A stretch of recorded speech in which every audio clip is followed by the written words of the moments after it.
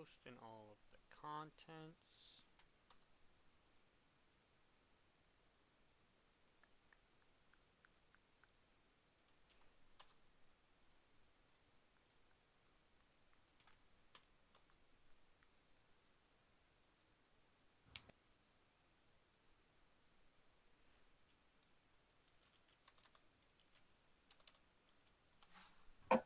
Alright, welcome everyone to Coahre versus Aaron.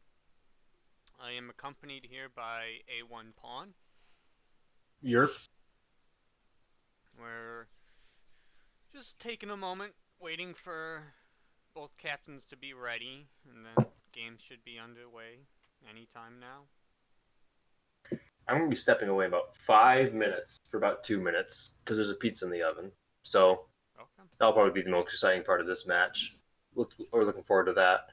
Yeah, But I until mean, then, don't want to miss the draft now. it's trash Dota. It'll be. I'll predict exactly what happens in the draft. Underlord, Bane, Elder Titan, Spectre. Those 4 heroes will be in there. Probably the first 4 picks. Maybe Anti-Mage. And it'll be classic. Classic Dota. Maybe a Lone Druid if we're feeling crazy today. Oh, my fucking wires got all tangled up behind my screen. So it's week 0. None of this matters except for probably maybe having the potential to tear apart a team. It happens occasionally. I mean, hey, fucking It look might happen at now. Monday. Look at Sunday. Chester is already off Wizards team because he fed down mid in Scrim Week. Yeah, I could have told you that would happen. I mean, I could have told you any first pick Chester team is not going to do well. Or first round Chester team won't do I was a well. part of the team that disbanded. Team he was on. Oh, you were on that Wizard team? No, I think I was on Chester's team 2 seasons ago, and I disbanded immediately. Ooh. Yeah, he is an individual with very certain instructions. Yeah. Yep. I mean, If things don't go that way, then something will happen. Oh.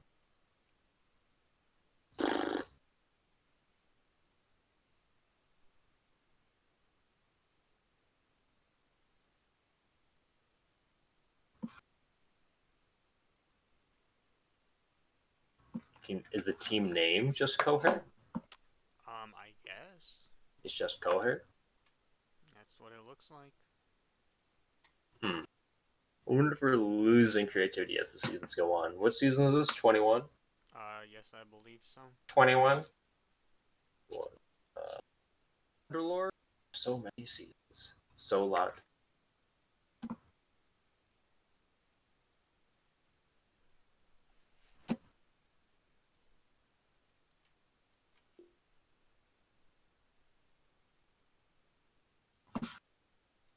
I mean, hey, it's hard to come up with team names sometimes. I mean, we have Aaron's Army versus Coahre. Mm-hmm. And the captains of each team are Aaron and Coahre. Yes, that is very true. It's really not hard to come up with names though. You literally have a very good recipe. You could just just take the most recent May that everyone has. It's very simple. Yeah. All you need to do is a very simple formula. Meme, reference to RD2L, done. Yeah. That's all you need. For me, I just use a team name that I've had for a long time. Or just offer any of my players have a better idea. If so, use that. If not, then default to my normal name that I use.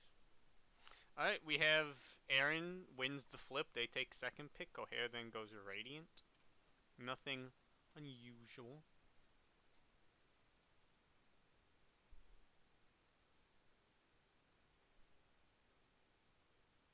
I very much heard from pretty much everybody that second pick is very OP right now. Yeah, second pick does feel quite strong at the moment.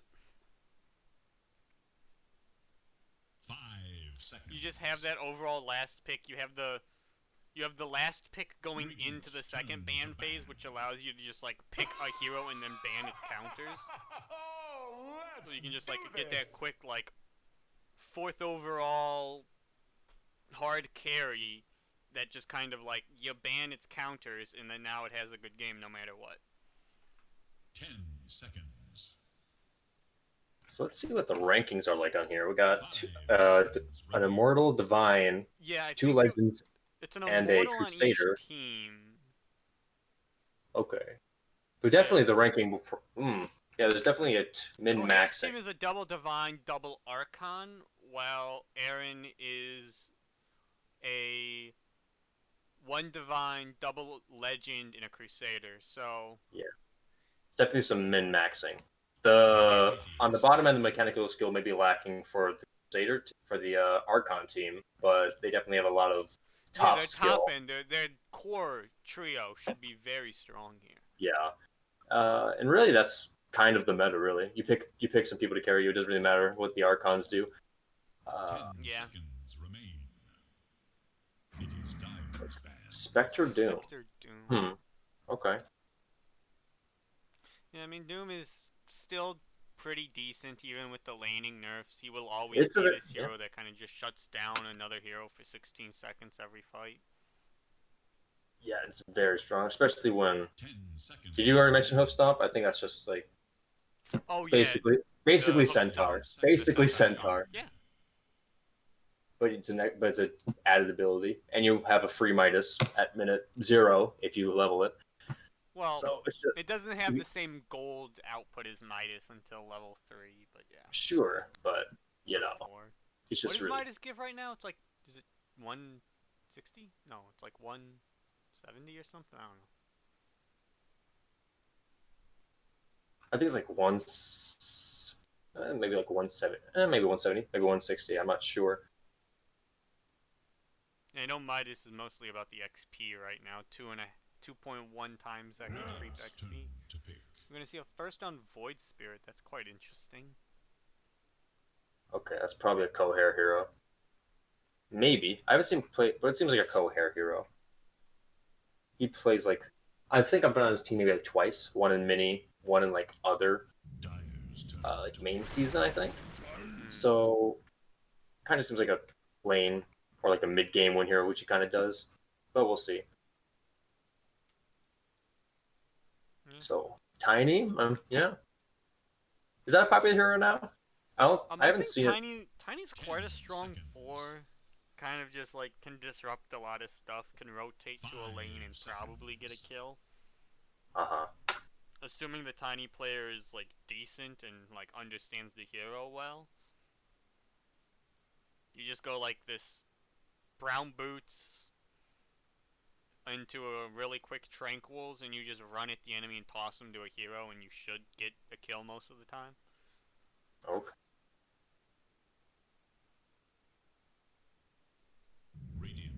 I was kind of wondering what the meta is like revolving around what, like the win rate, pick rate, because I think I see it a lot more than I did like a couple months ago. Tiny, for some reason, it used to be much better than this. You know, before like trees did like a lot more damage.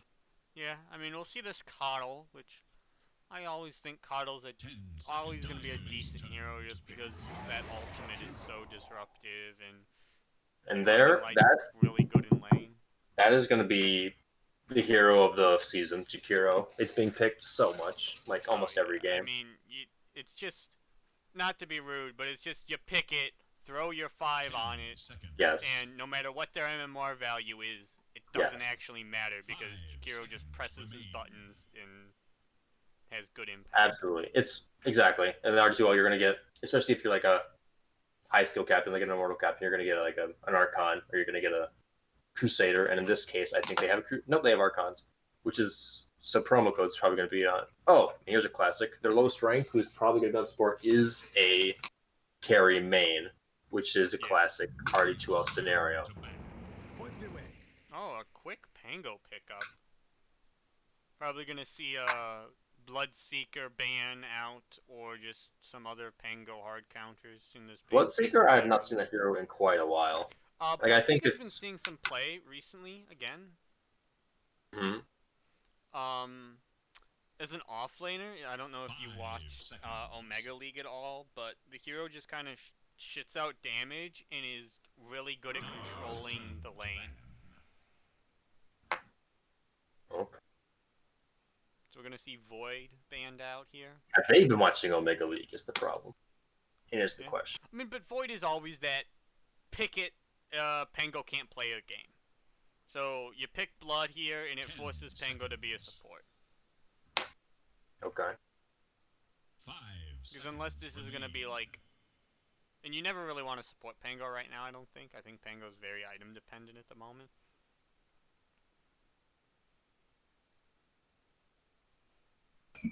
Oh, 1 second. We're going to see a lot of reserve time here used by Aaron's army.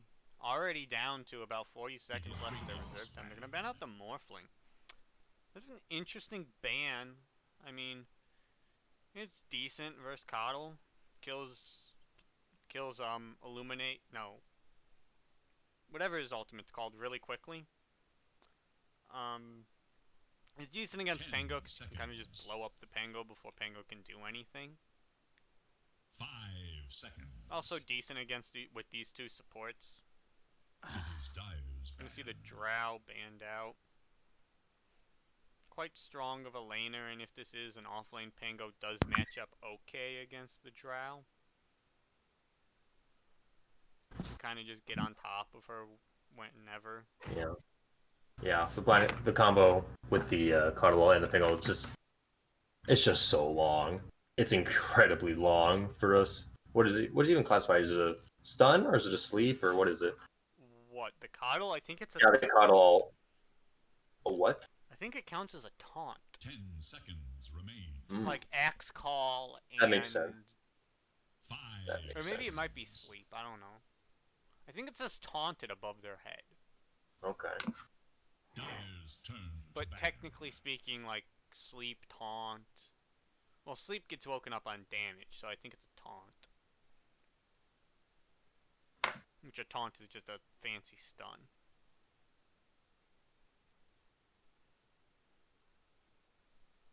Ten seconds remain. 5 seconds remain. Dire must choose. We're going to see the Undying ban. We will see the Bloodseeker ban to protect the Pango. It's incredible that they haven't got their third pick yet, and there's down to 38 seconds reserve time. Yeah, they've used quite a large amount of their reserve time here. We're also going to see the TB ban, just another hard carry. Coahre's team just kind of making sure that the hard carry is not some, like, game winner at the moment. 5 seconds. Doesn't want to deal with that, just push for 40, 50 minutes and our position 1 will win us the game.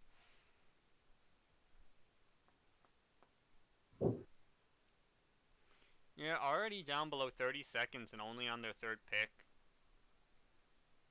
They're going to have to speed up their drafting throughout this. Radiant's turn to pick. Let's see the Jug. A nice, solid, hard carry. Never really gonna be too sad with a Jug. It's a lane winner. In the age like where we're at now, where we have like Spectres and like what's the other big hero? Spectre. There's another hero I'm not thinking of. What's the other hero that's just safe lane right now? Sven? Yeah, Sven. Like they don't necessarily they don't put out a lot of damage right away.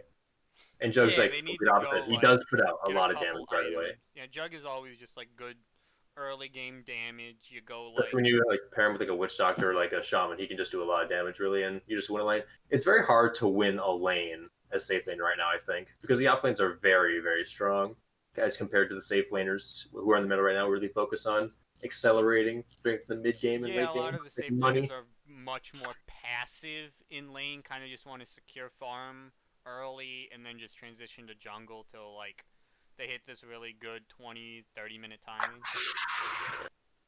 And That's precisely why Spectre's the best of both worlds, because he can farm and immediately join the fight whenever. That's kind of what carries are expected to do. Because like the offlanes are like what Slardar.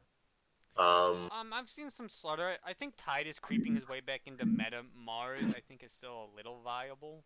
Yeah. Centaur, I think, has kind of fallen off the radar a bit, but is still pickable. Magnus has definitely been picking more. I've seen. You know, we're gonna see the Mag here. Maybe a little Nothing bit of a terrible deny yet, pick though. / a good mid hero. I mean, they may Nice pick to up get the away Sven. from the I don't know. Jug Mag combo. I mean, they could probably pick up the Sven, double cleave maybe, and like they could do the armor with Sven, and maybe somebody gets a Crimson Guard. Yeah, I could definitely see a Sven coming out here. Yeah, definitely important. I just want to have that in. The definitely important fact of winning, like games is just winning the lane right now. It's very important because if you see control the jungle in this meta, like you kind of just lost the space for your carry, and their carry has twice as much. So it's very hard to come back. So if Jug Caudle can just keep spamming spin, they can definitely win this lane pretty easily, especially if it's against like a tiny with not that much health. health. See this 4 o'clock come out, probably 4 o'clock. I don't think Core Clockwork is too good at the moment. 10 seconds. Could probably possibly disrupt the Jug in fights. Could possibly disrupt the Tango in fights, but yeah, I mean Hook does kind of fuck up the roll, or not Hook, cogs. But also, I mean, it means that you can cog someone and Pango can just jump on in and go ham. It's possible that Clockwork's just to stop Magnus from coming in and RPing everybody.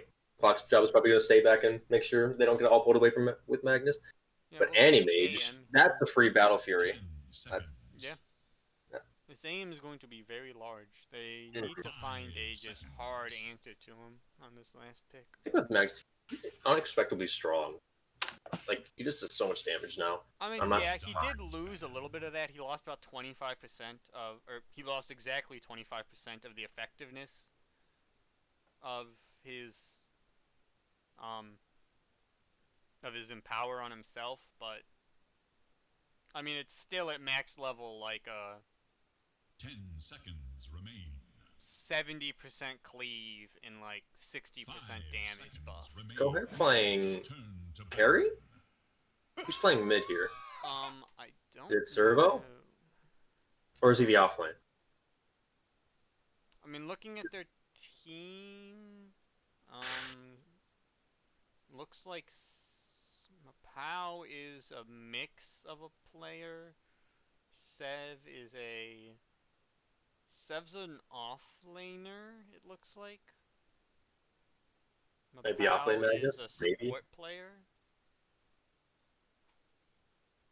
Anyway, I kind of really like Radiant's draft more. Just looking at at the moment. Buff. I think Radiant have a lot to piece together right now. Like Magnus, Jakiro, Tiny, that's kind of all you need to start fights around the map, really. Yeah, they have a really I don't know what they do to stop him. Well, they do have Caudle, but like if he's the one being tossed and killed immediately, then they're gonna have a problem. Yeah. But obviously, if Dire get the step up, they get Clockwork on somebody, they get Ping on somebody to get the ult off, they're gonna get a lot of kills before they have any chance to do anything. So really, I think it's mid game is probably gonna be decided on who gets on who first. It's gonna be probably a race between like Magnus, Clockwork, and Caudle.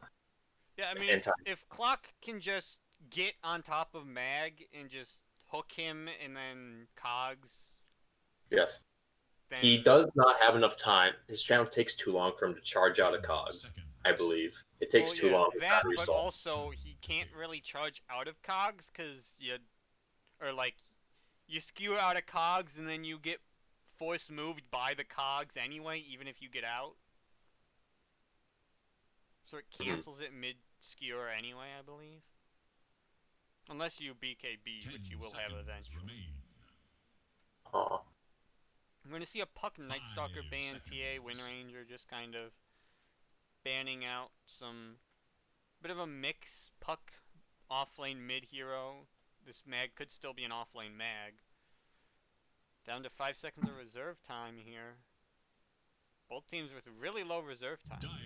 They will get a pick. That's okay. That's Coahre's hero. It's still gonna leave some flexibility though. I mean, they still could run either this Kunkka or Mag in either lane. No, that's it. No, that's Coahre hero. He's going mid with that. I 100% guarantee. Ah, okay. That's his hero. 10 seconds remain. He plays it all the time. Well, they have 4 seconds of reserve time and 5 seconds. 5 seconds left. Let's see what they want to go. Gonna need a great game. Ember? Okay. Your hero. I'm not ecstatic about that. Yeah, doesn't Ember's Ember not do that good. poorly into Kunkka? It's bad at the Or animage. no, Coahre is playing safe lane. He's on the He's on the AM. Who's Life a Pro? Like a pro, I Who believe dat? is set. Oh, Sev is Uh-oh. their Immortal is playing 4. Carney fella? Well, Coahre's Kunkka set's better than that, whatever that is. I don't know who. I am not a fan of Dyer's draft. I mean, it That's looks probably like just because of the it's Ember Spirit. Carney Feller, which is their Archon 2. Do you pick Ember Spirit into 5 animage? seconds remain. Seems like a direct counter to yourself. I mean, Isn't like half your job spamming Sleight of Fist so you stay out of the fight?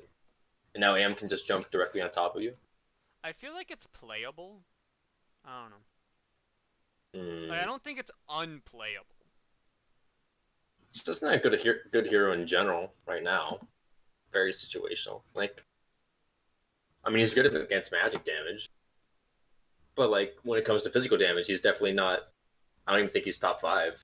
Like, he doesn't deal that much physical damage either. It's kind of a mix. You kind of have to win by the mid-game, kind of.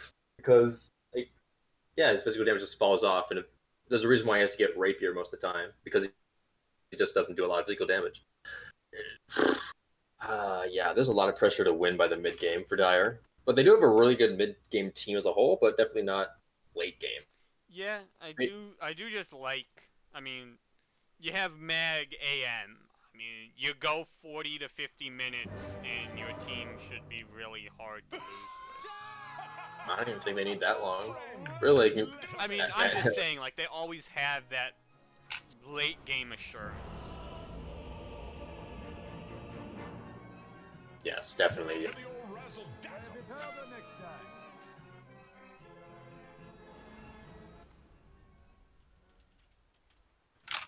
Okay, I did look it up. Ember Spirit does have a 43% win rate against Animage, so it just seems like, I don't know.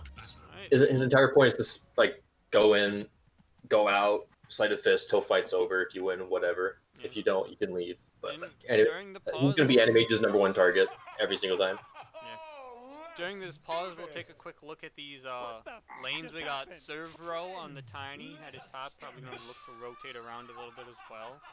We have Mapao going top, going to play this off-lane Mag. You're a trusty mate. Down mid for Coahre's team, we'll see like a pro on this Kunkka.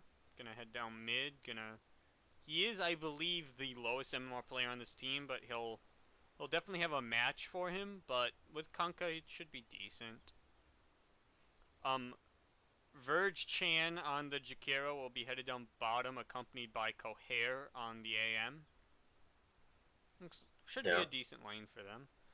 On the other side of that, we'll have Bodmas on the Coddle here, going bottom.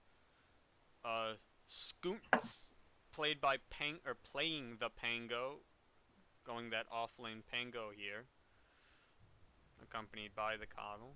We have Aaron on the Ember, is gonna likely be taking that mid. I don't see why it would go anywhere else. Just kind of sitting in Fountain at the moment, but we have Weirwood playing this Clockwork. Looks like this is gonna be a weird mix of like a Clockwork 5, or maybe they just want the Coddle Pango matchup. Or I thought it was gonna be Coddle Jug, and that was gonna be Pango Clock.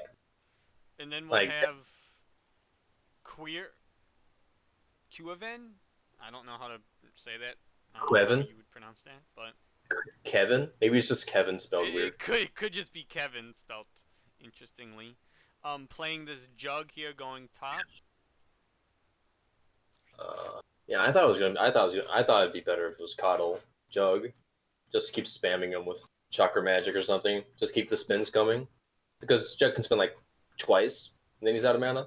Yeah. But like, I mean, yeah, I guess level Clock- 1 he has like 2 spins before he has to wait like...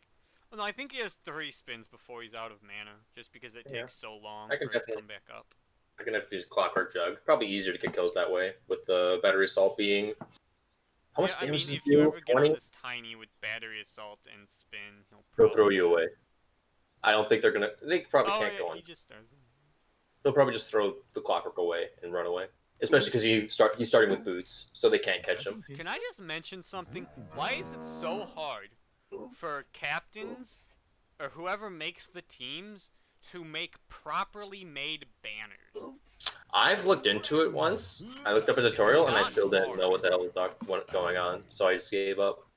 Literally, all hard? you need to do to make the banner correct is duplicate the image next to itself. What Mhm. am I doing with that? You just Like Emerald duplicate Paint? the image and put it right next to it so that it... Because the banner takes half of the image Yeah. for one side, and then the other half is the back side. Yeah, I think I tried that one, but I just left the, like, I just shrunk it to half size and left the other side blank. And I think it worked. Oh Maybe? yeah, that works as well. You don't necessarily have to duplicate it, because the back side you don't see very often anyway. Hmm. I don't know when you would actually see the back side, I guess. in, Ending like- like first, that makes sense.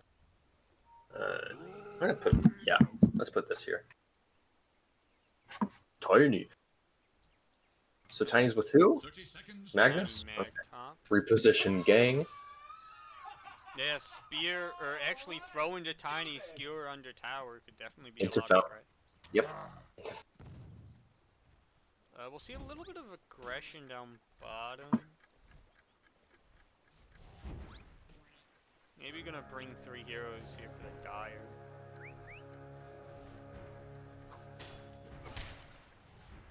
A match of Ooh. matches. Tango Okay. is Now. DCing. Apparently, again, yeah. He was taking many hits. Minimized. Oh, Oh, Tango on pause. I'm impressed with the rule look here. I'm pretty sure, I mean, that was an accident. Okay. Alright. They won't secure that bottom room, so it looks like it will end up being a 3 for 1 Radiant. whenever Kunkka 3 for gets Radiant, the yep. bottle and goes back. So already a good lead for Radiant. If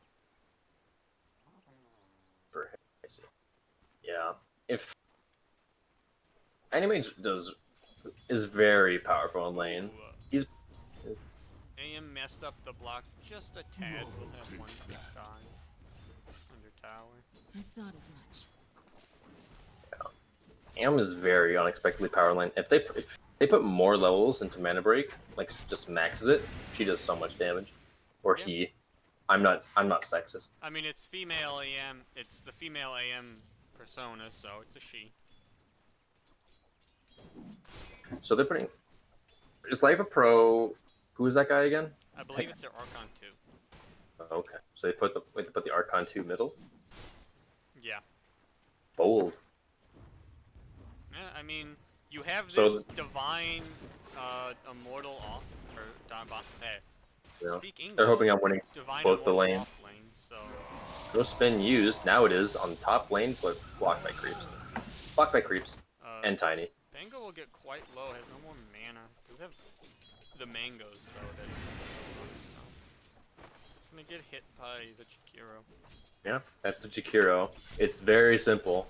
Hit him with the dual breath, watch him run, keeping him on the way out, and you just get half his health. That's why it's probably the leading support in this entire league. I actually am curious what in Did you need that? like RD2L as a whole, what heroes have the best win rates and such. I'm sure Jakiro is up there as one of the best supports. Definitely. Yeah, I mean, this Bango's getting quite low. All they need is like another Liquid Fire dual breath combo, and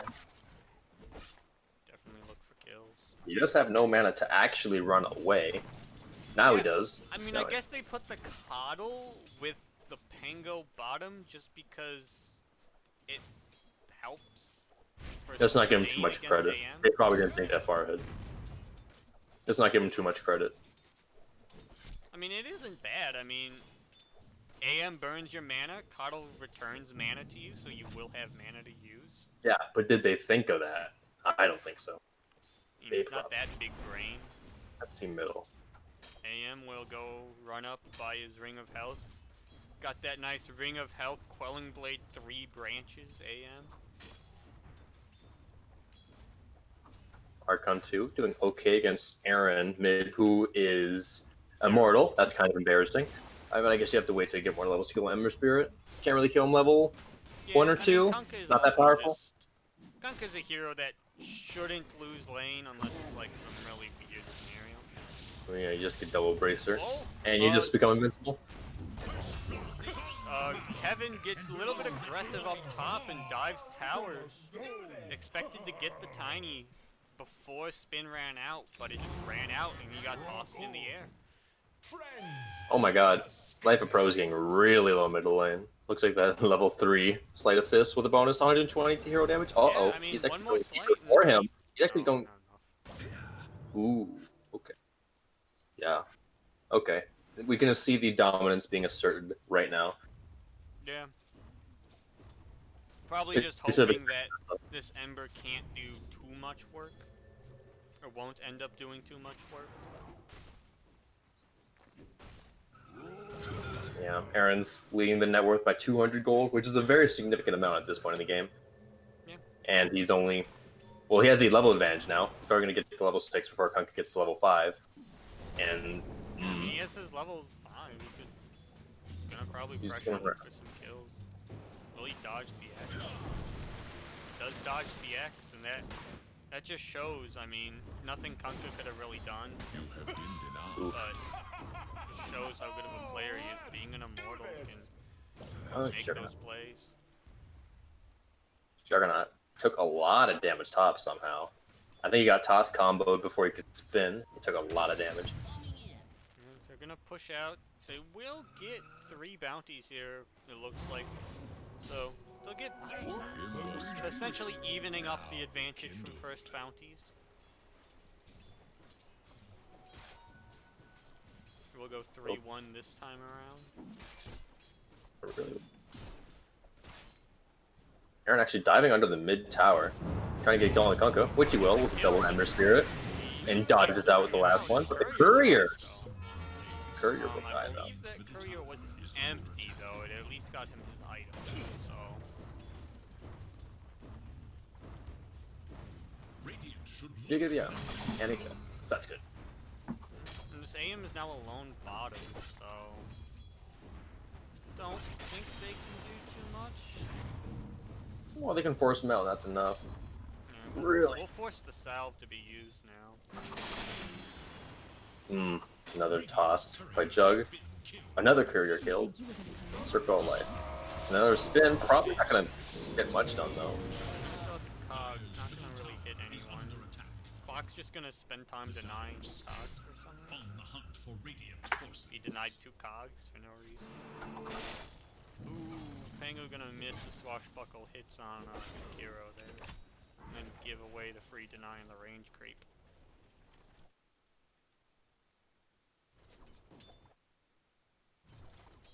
Yeah. Level 7 Ember Spirit, level 6 Kunkka, and he's just running up and slapping them again. Yep.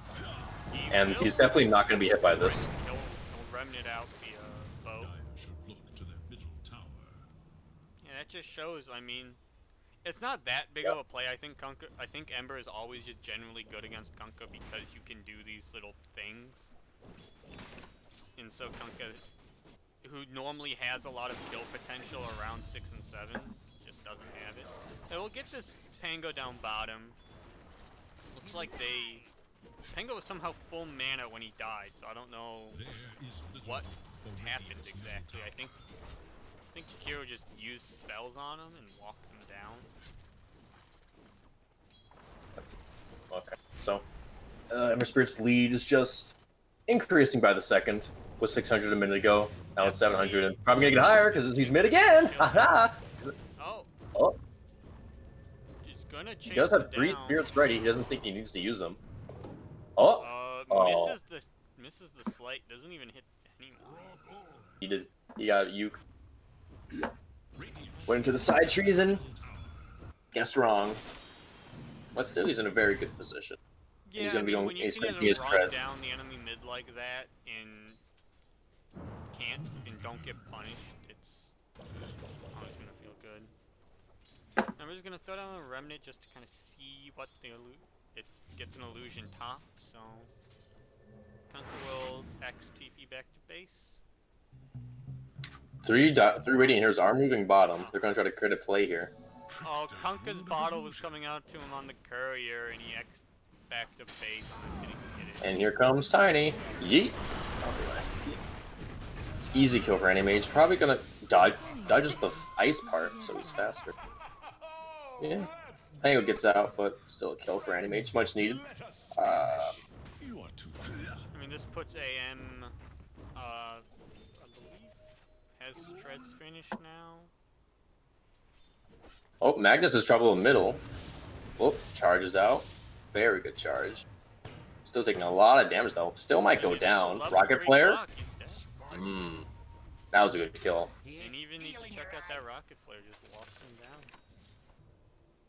Oh, Ember might get a courier here with his illusions. No, not gonna have enough damage. What? That courier Iron's to good. 20 HP. Real close. Aaron, diving tower yet again for Kunkka, cutting the wave, trying to get this mid tower down before he can go gank probably. Really just shutting this Kunkka out, which was supposed. He doesn't have his phase boots yet. He's about 200 gold away from that. Is under attack. And Kunka getting Iron Spirit. really low. Another slight in Remnant, and he's dead. Drops the ward. Gonna hit twice. Hit once, then Remnant. Really Yeah. good ward drop here by Aaron. Will allow him to Yeah. kill this Kunkka repeatedly if he comes back to lane. Yeah, and that's the experience. That's the experience factor. Like, you know he's done that before because. Yeah. He has made plays like that. Uh-oh. Omni Slash out on Tiny, they won't be able to get to the jug, or that, not jug, they won't be able to get to that clock to finish him off. Ooh. Tango got outplayed bottom. Went for the rune and got. Anyway, just blocked him, stutter stepped him, hit him once, then what's this all called? Real late on the ice path. Attaboy them. Bounties will go, I believe, 3-1.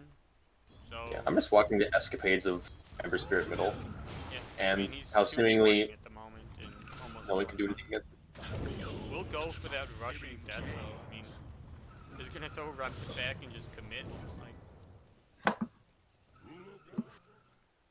he'll check bottom rune was already picked up.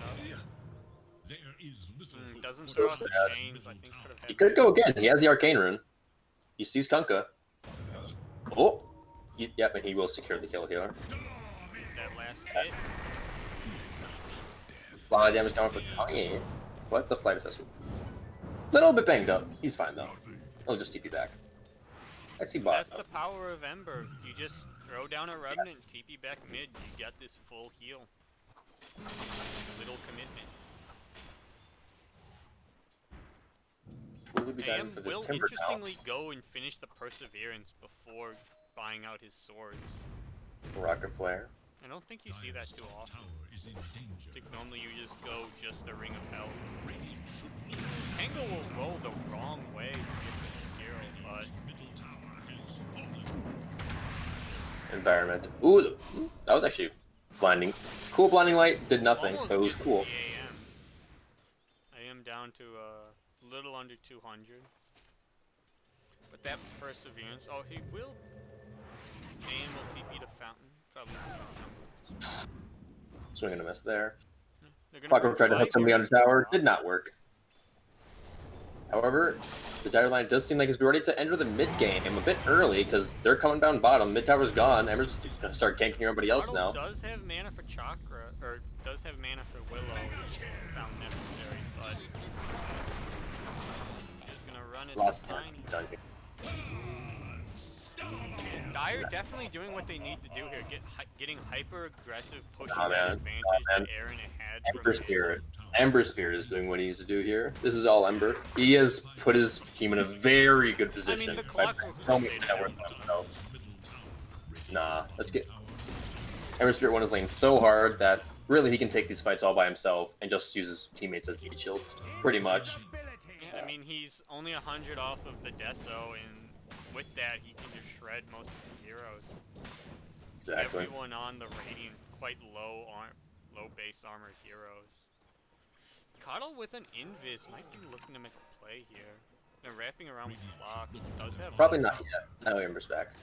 There's a 3. Ember's back with his Deso. With his, and there are 3 caught, all dying. Omnisash comes out as well. And this is the mid game. This is the mid game they have the Tango Omnisash. And he's going for more. Good shot as well. That's not gonna Hey, help. he dodged the swashbuckle. But yeah, now we're just gonna see him kind of just group up and take this tower. What a good core using his healing ward for his Coddle. Even though it's level 1, level 2, and does almost nothing. I mean, level 2 is 3 HP per second. It's Great. Maybe Great. the same I amount think for great. rifle. 3 HP. Aw. They might. Are they looking for a reinitiation? No, I think they're just safeguarding. There's no way they can take a fight right now. Ember's way too big already. Where's Animage at? He doesn't even have his Battle Fury yet. Yeah, He needs Magnus to put in power. That's his duty right now. Magnus needs to follow AM around and just put Empower on him until he actually gets his real Battle Fury. Mag's going to just rush the Blink Dagger. Nope, we might see a kill here on the Cog. He might actually do anything. Radiant should look. I don't understand why. My stream always like shits itself with lagging during the draft and then goes perfectly fine during the games. Mhm.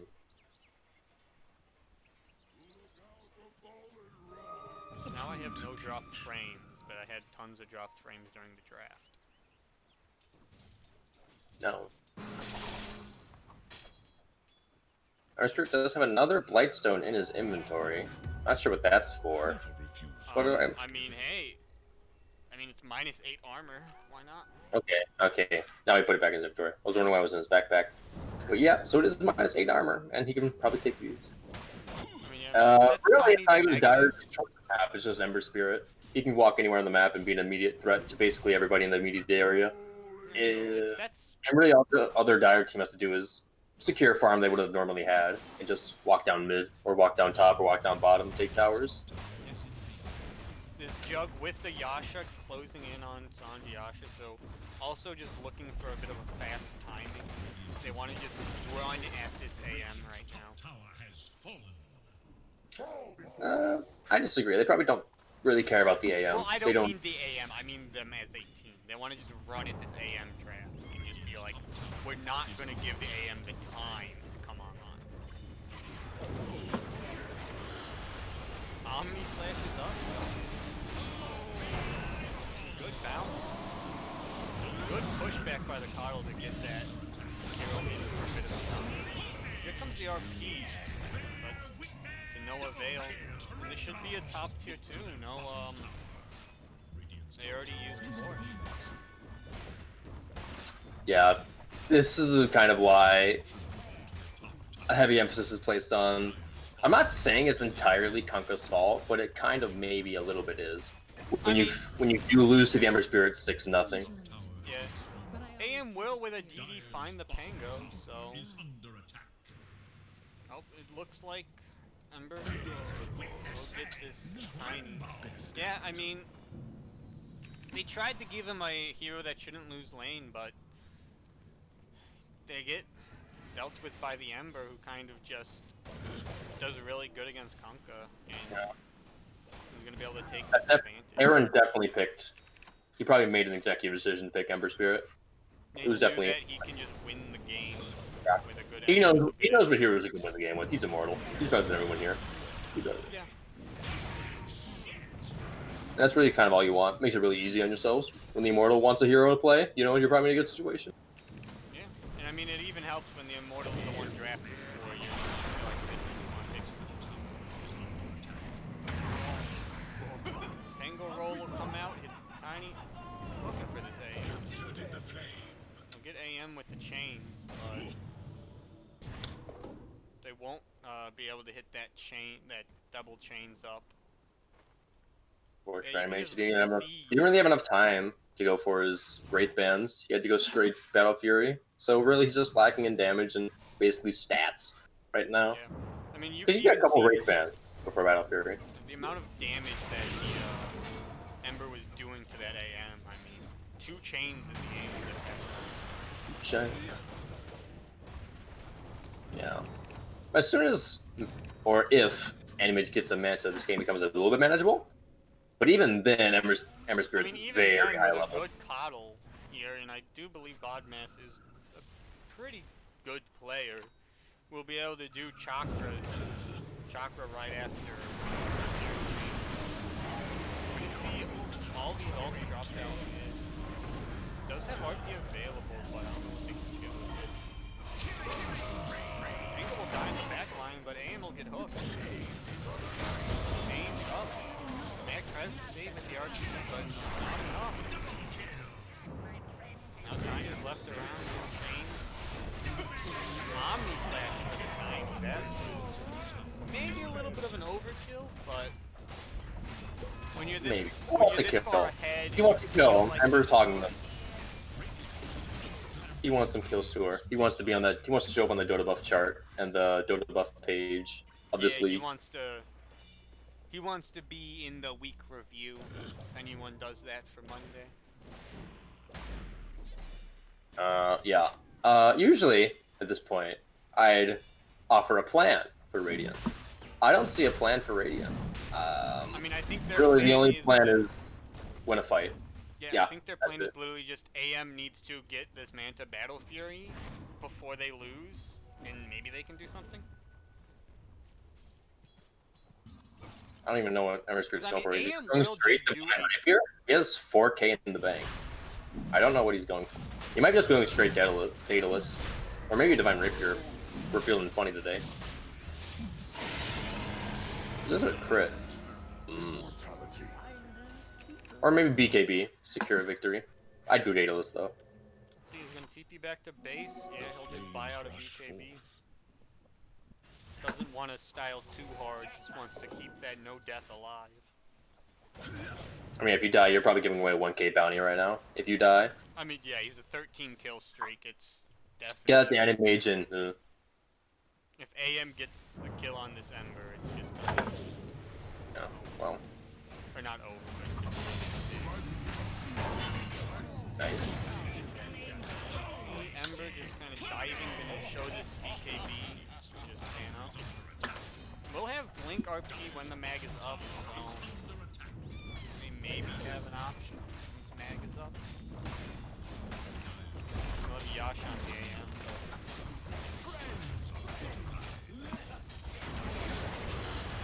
Nice to have to drop the macro fire to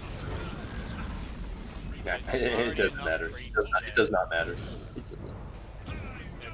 Hero does have buyback, but it is daytime, so they will see this mag coming. He tries to blink RP. Sure. They bring everyone back, they want to take the fight. We'll just get omnied by Jug and uses the RP. On nothing.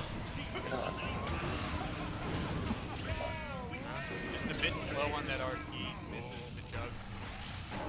Bach's gonna even just ult his way out there. Quick evac.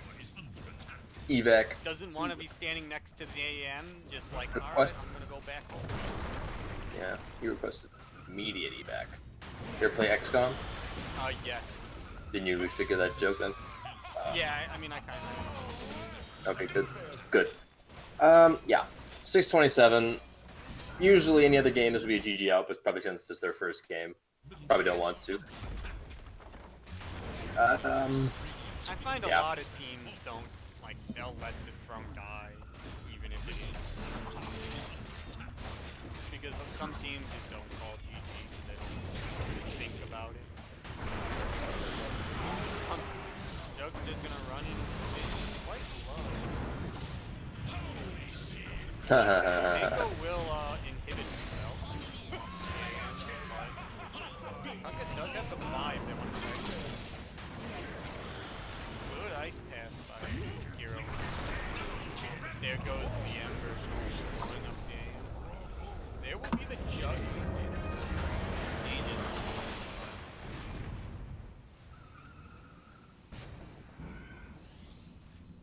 Just want to hold that buyback. Actually, a very powerful. Oh, that was Ember. Never mind. And he's just gonna go in. He's gonna be a pop. Everyone's dead. Yeah. That's the dieback on AM. That's probably game. Probably. I mean, there's always the option that this Ember feeds into the fountain. Yeah, that's a 21-0 Ember Spirit, totally enabled by the Archon 2 mid lane, and that's why they're always the first ones picked. That's exactly why. Well, yeah, I mean, Aaron's the captain, so I mean, he was going to be on his own team no matter. And that's why they're the most desired players. Is basically the idea. Yeah. They're the most desired players. You want to be on the mid players team if you want your highest player to be immortal, preferably in the mid. Because there's a reason why the rest of the Dyer's team did not have to do anything. They had to wait for Aaron to go in and just follow up, and that's all that had to happen. Yeah. And we will wait for this game 2 lobby to come up.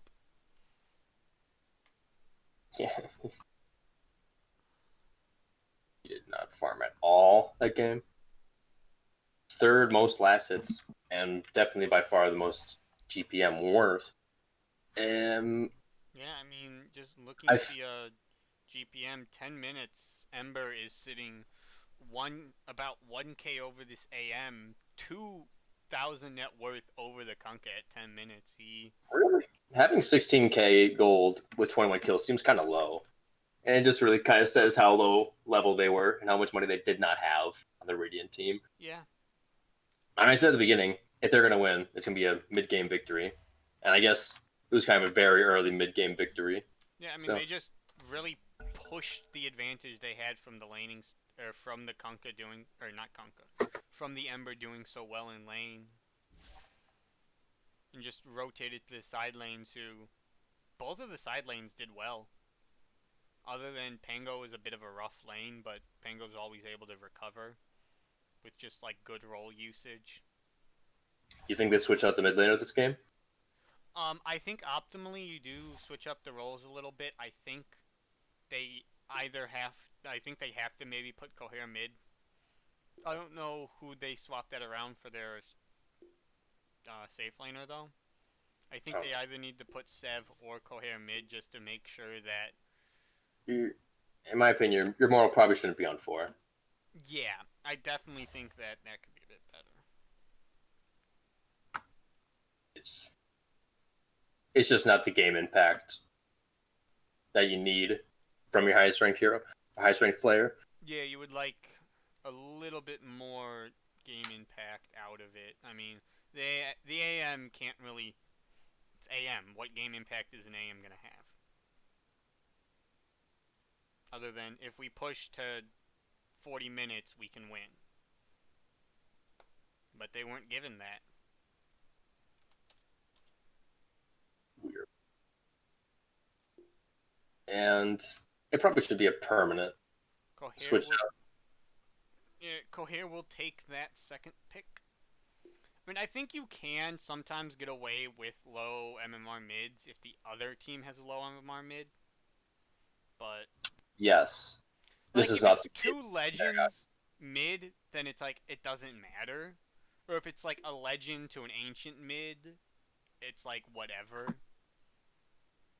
But this probably could count as a test run. This may have been a test run. Yeah, no, they certainly could have been trying out. I mean, might not be the best team to try out. Can we get away with this guy being mid, and we can focus on our side lanes?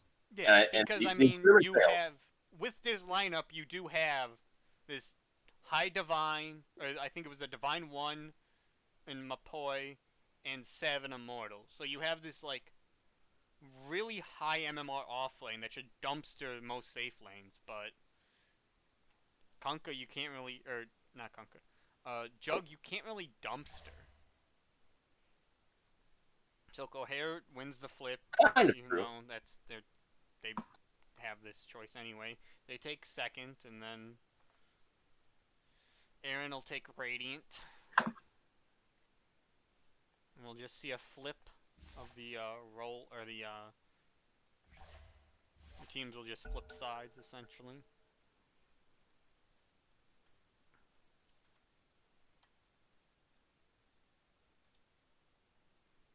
I mean, yeah, it is quite interesting to see Coahre not playing mid, even though he is predominantly a mid player from looking at his Dota buff. I think he's more of a carry player nowadays. I think. I mean, Maybe. yeah, you can always change, but I'm just saying, strictly looking at his Dota buff, I think it was like, what was it? 71% of his 90% core games are mid that have been analyzed. So, I mean, Turn to ban. we'll see the Phoenix ban out again from Aaron. Just don't want to deal with that hero right now. And it's still quite strong even while seeing some nerfs recently.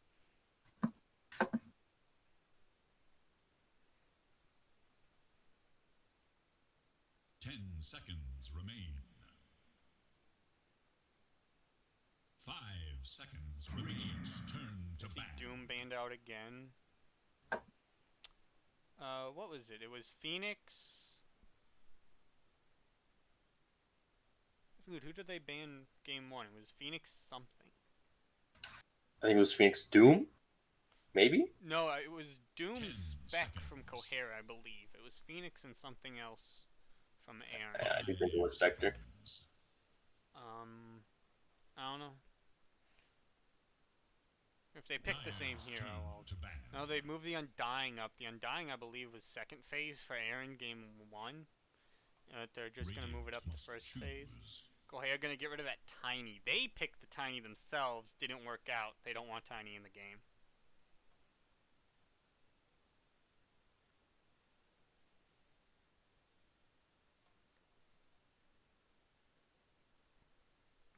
Dire must choose. We'll see a first pick techies. Okay. You ready for a hour and a half minute game? Wow. Okay.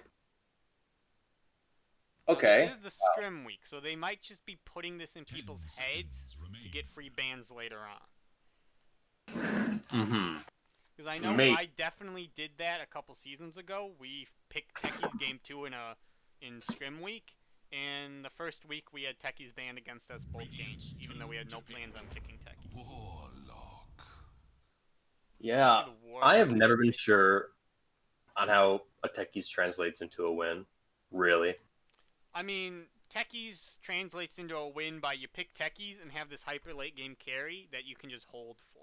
10 seconds.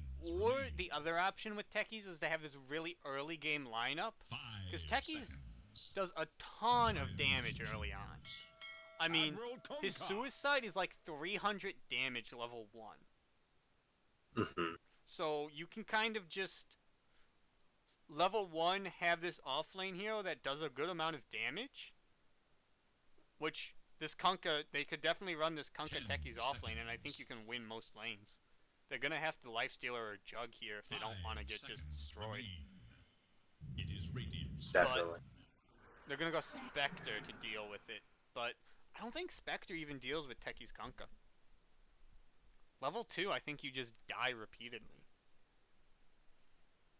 But yeah, I mean, Techies is definitely a good hero, I believe. He has 10 so much seconds. damage. I believe his Q is like 200 damage level 1. 5 seconds.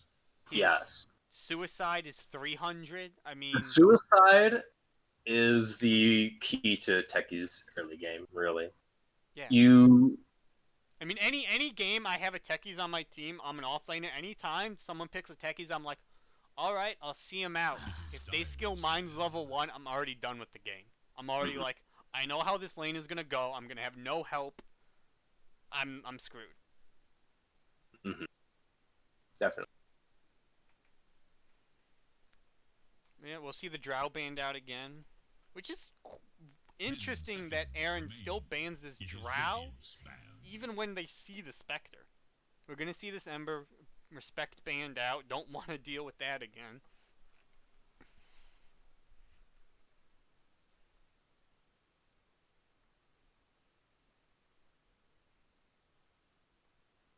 Yeah, I 10 mean, seconds. I think the Spectre will definitely have a tough time in lane against the Techies. 5 I don't think she's the seconds remain. answer hero to Techies. Yeah, it's just annoying. Techies is just an annoying hero.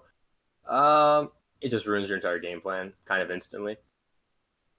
It's just such a it's just one of those heroes you have to play around in really weird ways. That just Yeah. is at best is a very big inconvenience. Yeah, I could definitely see a Nature's 3 or 4 coming out here from Coahre's team just to kind of try to deal with it. Either that or just any other hero that kind of has summons to deal with it.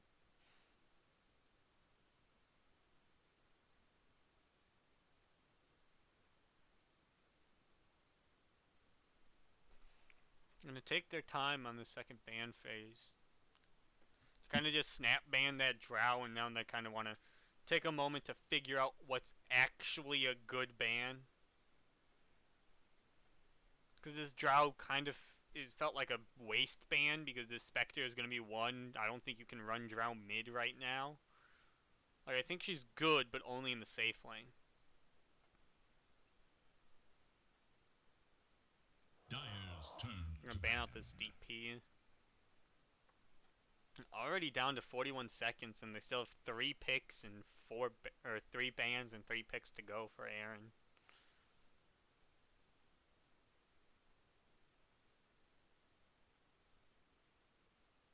seconds remain. 5 seconds remain. Radiant's turn to I'm gonna ban out the Storm. Just kind of want to say we're going to not give Aaron a good game, which is totally understandable. Just give the Immortal player a harder time to solo carry the game. It is Dyer's ban. You see the Slaughter banned out.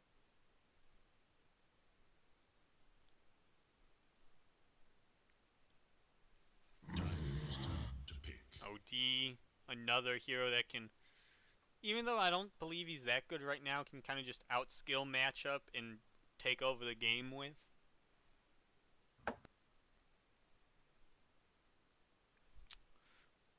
Right now, probably going to see the other support 10 come out for seconds Coahre's remain. team here. Could be really anything. I would 5 like something that seconds. kind of deals with techies. They could go Coddle. I would actually really like them to Coddle here and then kind of transition the Warlock maybe into a 4. Just because Coddle owns Techie is in lane. Because you can block the Blast off Radiant's turn to pick. with... They'll go Rubik. Another good option to deal with techies. You can lift... I believe lift does prevent blast off if you lift midair. So just another reasonable option to go here.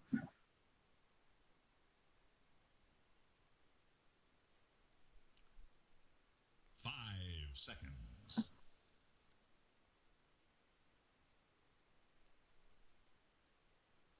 I'm gonna dive into their reserve time again.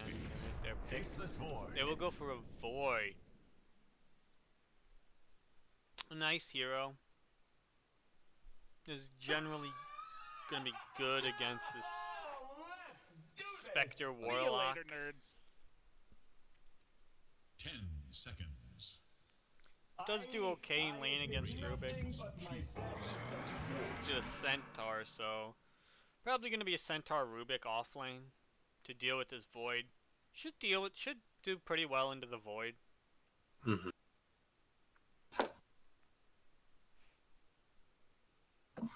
Or, like I said, I 10 do believe that seconds lifting the techies cancels blast off 5 if you do it seconds mid remain. blast off. So if this Rubik's a god, they could run Rubik safe lane with Spectre to deal with the techies. Just honestly isn't that hard, I don't think, to catch the techies mid blast off if you keep vision on them. But Radiant's turn to ban. ooh, we're gonna see the Invoker pick up, so could still be a 3 or 2 Invoker. Not 3, a 4 or 2 Invoker. I don't know, does Aaron have a lot of Invoker games? I don't know. Aaron, it is his second most played hero. It's 673 games on Invoker, so probably gonna be a mid Invoker here, unless I believe Bodmass was their 4 last game. It doesn't look like Bodmass really plays it. But this is probably going to be Bodmass Techies just because Bodmass has a couple games on Techies, whereas it doesn't look like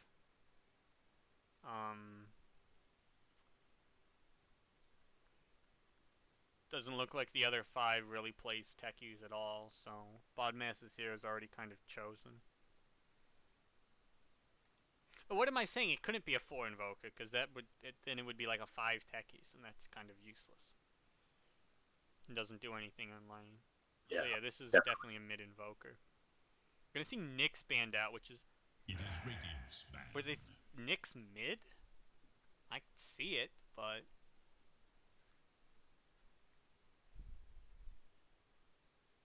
Dyer's turn I'm gonna see to the ban. TA. I mean, Nyx is a decent counter to the techies. Just kind of hit Carapace. I believe you should just kill the techies. I'm gonna ban the TA. 10 seconds remain. Oh, let's do this! 5 seconds.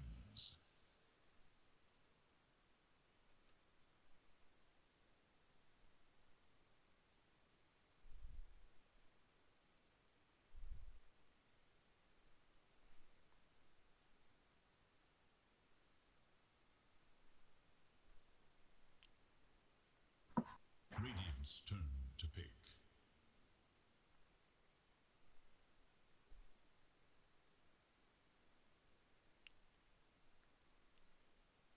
I'm gonna ban out the Shadow Demon, so they definitely do know, or they definitely do 10 believe that seconds. they're still looking for a 5 here from Aaron's team. And of what's in the 5 pool, they seconds could remain. just go Jakiro themselves here, which probably wouldn't be a bad option.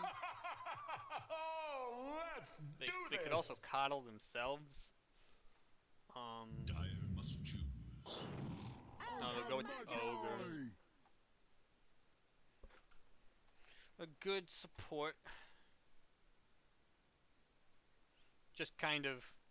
Well, actually, Ogre's always good with Void. You kind of just toss out the Ignite on the Centaur, seconds and remain. you Bloodlust the Void, and he beats Centaur to death. 5 seconds remain. Yeah, it's kind of weird to try to do analysis for a Techies game since the drafters probably did no analysis of their own. They just picked Techies because.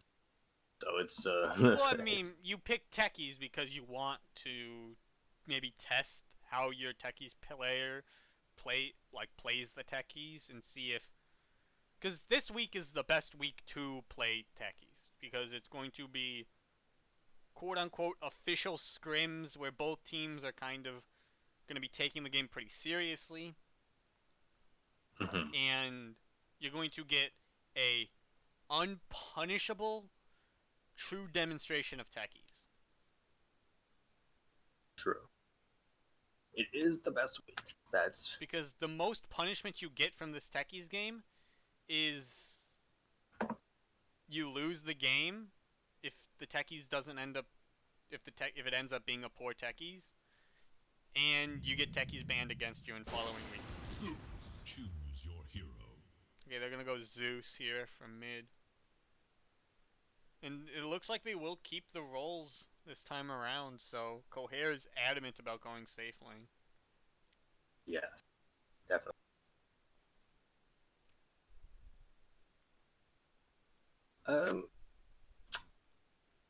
And we will have I guess this we need to try Techies something. Kunkka lane. So Spectre should definitely be a little afraid of the amount of damage that can come out here.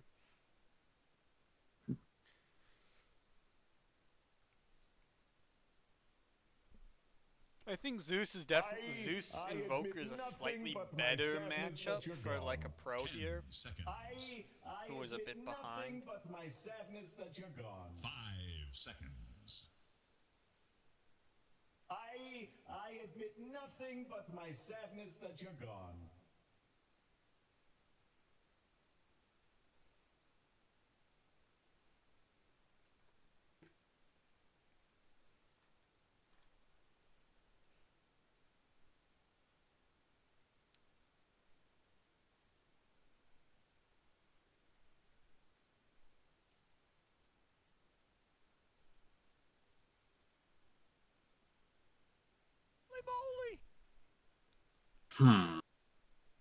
Definitely. Yeah, I mean, I think Coahre's team should have some strong lanes, but outside of... Like, they have strong lanes, and if they can push a bit late, they should definitely do well. Spec into Void is a pretty spec-favored matchup, I think.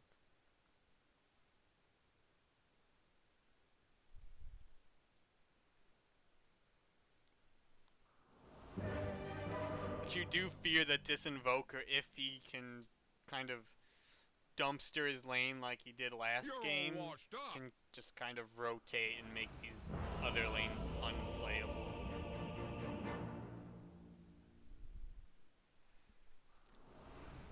But alright, we finished the draft and we get our way into game. And we will see Bodmass on this Techies like was predicted, headed top. We'll be going for that 3 Fairy Fires build and a Null Talisman build up. We'll go Blast off level 1, definitely understands his hero. We have Scoonts on that Kunkka, gonna go top along with that Techies, gonna look for some early kills probably. We have Aaron on the Invoker. We'll be going for this Exort build, or at least we'll go Exort level 1 on the Invoker, headed mid. Weirwood is going to be playing this Ogre. We'll be paired up again with Kevin, this time on the Void. On the other side of this bottom lane, we have Servo playing 4 again on this Rubik, looking to see if he can maybe, as the Immortal player for this team, have a bit more impact than he did on the Tiny. I definitely think Rubik can do a lot more as a higher skilled player, because you can probably see better spells, steal them, and use them more usefully. We'll miss the Sunstrike going down bottom. We have Mapoy again on the off lane, who's playing the Centaur. You're already a bit roboting them. You're roboting from me. Interesting. Alright, now it sounds fine. Like a pro down mid.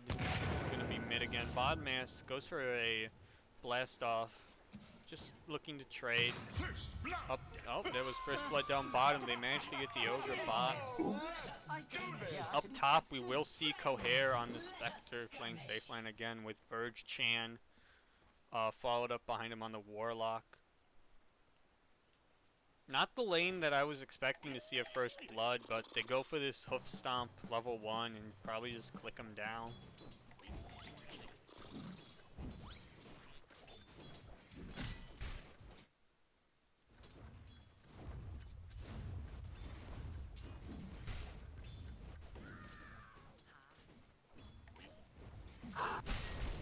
I'm going to be watching this Techies the entire game. This is the entertainment factor. You never see it. You never see it. Yeah. We will see the Zeus go for the Arc Lightning level 1, what a lot of people have been doing recently. Definitely going to be good against Exort Invoker, who has a lot of base damage to secure denies and such. We'll get the range creep deny on for Aaron. But Zeus a bit ahead on total last hits.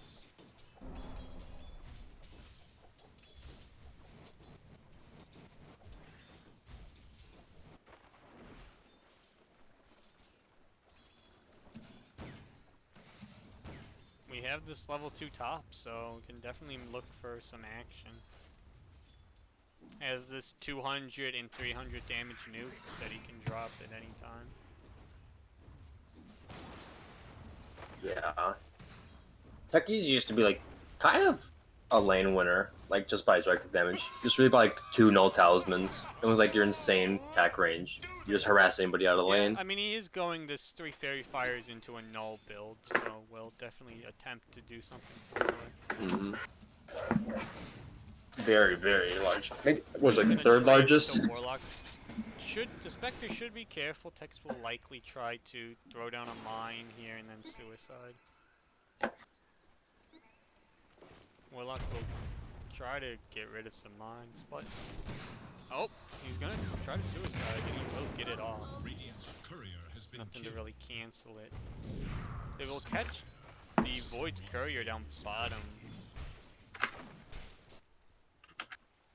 This mid now is starting to head towards Aaron's way.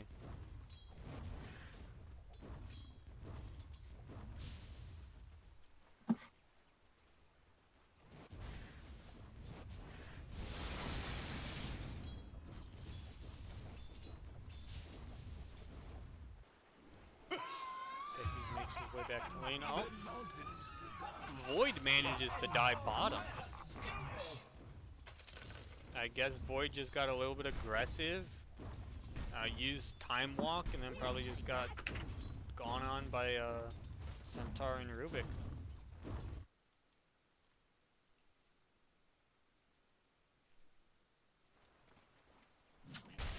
What? It's definitely a change from last time where it seemed to be Radiant or well, not Radiant. The other army team was seizing the initiative. Now it seems to be kind of the other way around. Hope they can keep doing that because they kind of need to. Just kind of Denied. being big. Ooh, that's a lot of damage. Oh. Yeah, as soon as level 2 or level 3 is hit, blast stuff just starts actually just taking out your net worth for all the regen you have to use. Oh, will It's they very catch bad. Curry? Looks like Techie Dire's courier kills it in 2. Was the treads on that? Or something? is the other. No, I don't think Spectre so. got the item, I believe. So.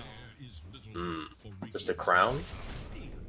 Yeah, probably just the crown. For the boots? No, for the drums, I guess. Yeah.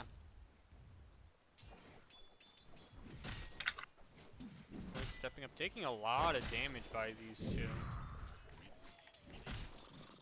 Both of these heroes hurt really hard. I mean, 77, 65 damage, right clicks. The 4 armor Void takes a lot of damage to these two heroes. And then they have so much burst potential. It is 2 in double edge.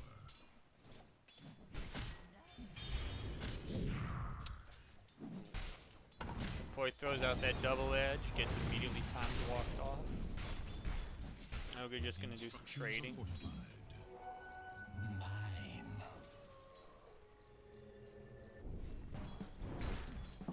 Going to be a 4-0 rune advantage here for Coahre's team.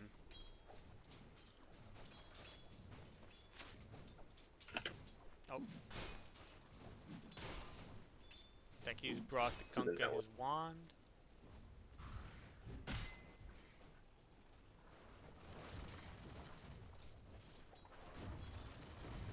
Radiant's middle tower is under attack. The Spectre's currently doing better slightly than the Voids. Dire's middle We tower definitely would is like to under see attack. this going this way for Dire here if you're them.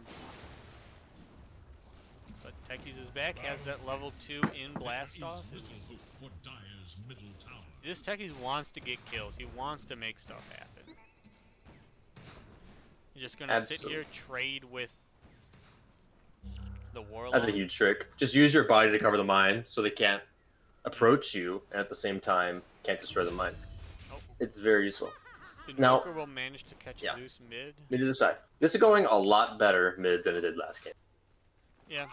The Definitely. Zeus isn't being pushed out as hard, but is dying. He did die now earlier than he did last. And Techies will manage to get the kill on the Spectre. No, Invoker actually hits the Sunstrike top to get the kill, so... Invoker getting active, getting a kill in his lane and getting kills elsewhere. Zeus will respawn, drop his ult, gets a kill on the Ogre bottom. Might be looking to do something else here top. But with no points in Lightning Bolt, I don't know. Deckies is hanging around, low HP. If he finds, he'll just suicide into. And there you go, Aaron with the good, what's it called? Sunstrike on the Warlock there. Yes. And he'll get It the is. tower at 7 minutes. This is Aaron just kind of dominating the series.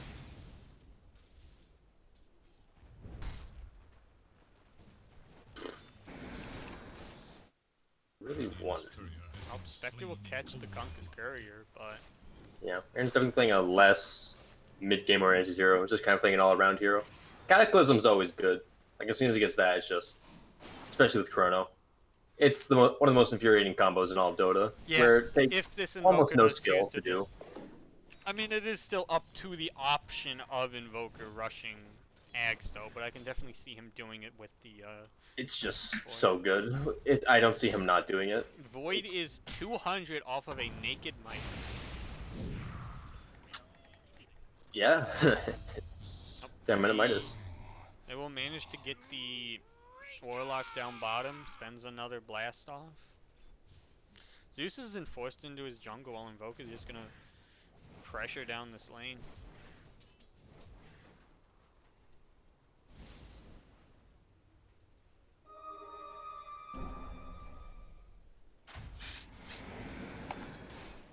I mean, the Spectre is getting really good farm though.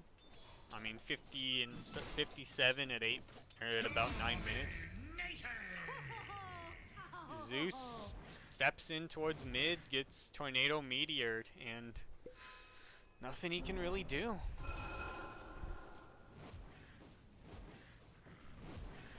Aaron having a dominating performance, and like a pro is not performing like his name says. Some aggression down bottom, they're gonna go on this Ogre. They will be able to get the kill. Oh, they will manage to also get the Faceless Void kill before he gets Midas. So, Techies dies top.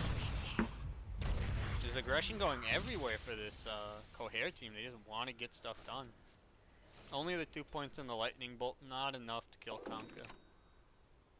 Especially with, I don't know if he had Boat Hum or not at the moment. I don't think he had.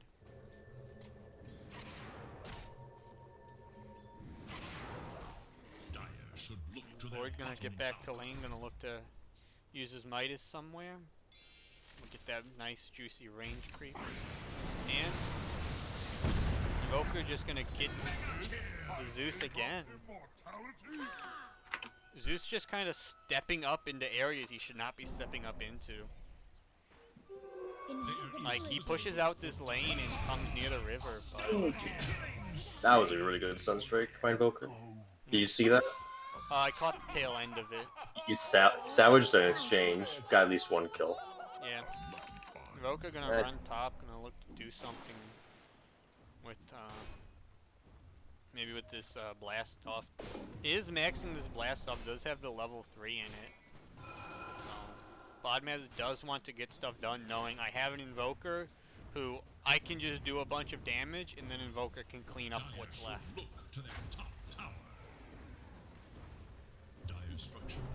The Rubik will TP top. I don't think they'll see him, but he will show himself now. Rubik will steal the Forged Spirit. Which I don't know how good it is actually. Zeus Stampede was used. Gonna do some Radiant trading should look to bottom. their bottom. Boat comes out, doesn't hit anything. Did he use Techies X? dies before getting blast off. I don't think Cookie used X. Thunder God's Wrath is up in a second. They could look to continue this, but That was weird. Like, no wonder he missed the boat. He didn't use his X. I wonder why. Let's do this. definitely Very does weird. help.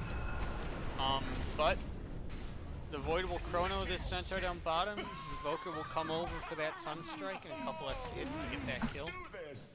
What a good position 2 player. He's even gonna drop one of his earn charges on the faces. Gonna drop both of his earn charges on the faces. Wow. Oh. But Ogre will go mid and he'll get killed by the 2 supports and a couple creeps. Dyer's bottom. Rubik with Ignite level 3, Radiant so should look to their middle tower. definitely a nice ability to have on Rubik. Dyer's bottom tower is under Doesn't have the debuff amplification yet, but alright, they're gonna drop an X, they're gonna miss the Torrent, they're gonna miss even the blast off. That was Radiant's What bottom need tower. have I been? Skunka just missing all of his spells there.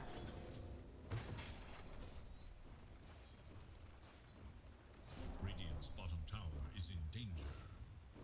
They will bring 4 heroes here top again. They want this spec, but Coahre will do the right thing and he'll just make his way out into the trees. We'll lose their tower though for that. Tower has fallen. But in turn, they're gonna bring 3 down bottom and they're gonna pressure this tower from Coahre's team. They will get it. Radiant's bottom Zeus tower just trying to is make a recovery will go for that Aether Lens. Is the lowest of all the core, is only slightly above his Rubik.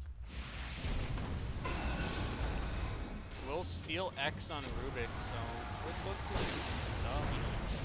Pull him back, he'll die to tower shots. Good X play by the Rubik there. Warlock coming with Golem. Stampede is available if they want to use it. Some of these creeps in the camp get hit by this. We're gonna go fight. Oh, Techies will try to TP out instead of just blast offing. Don't think he had the mana to, was the problem. They will get this Techies. They see the Ogre off of the Spectre Q and they will chase him down. Rubik will snipe the kill. Oh, let's do this. So a bit of aggression coming out here, just kind of answering this lane push. Dyer's bottom tower is under attack. They're gonna group up and they're gonna go for top.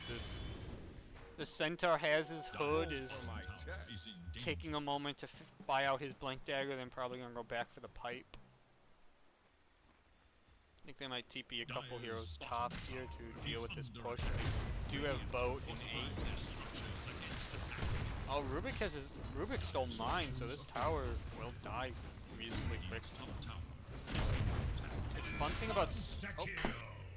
the Invoker finds the Rubik mid. That's Dyer's bottom tower. again a bit rough for him.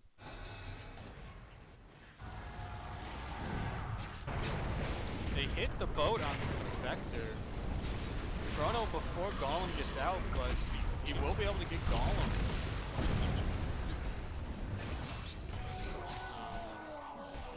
Centaur's gonna try to run away from this Void. Void will time walk in, gets hit by the stun, gets traded. I mean, all in all, this Centaur did his job.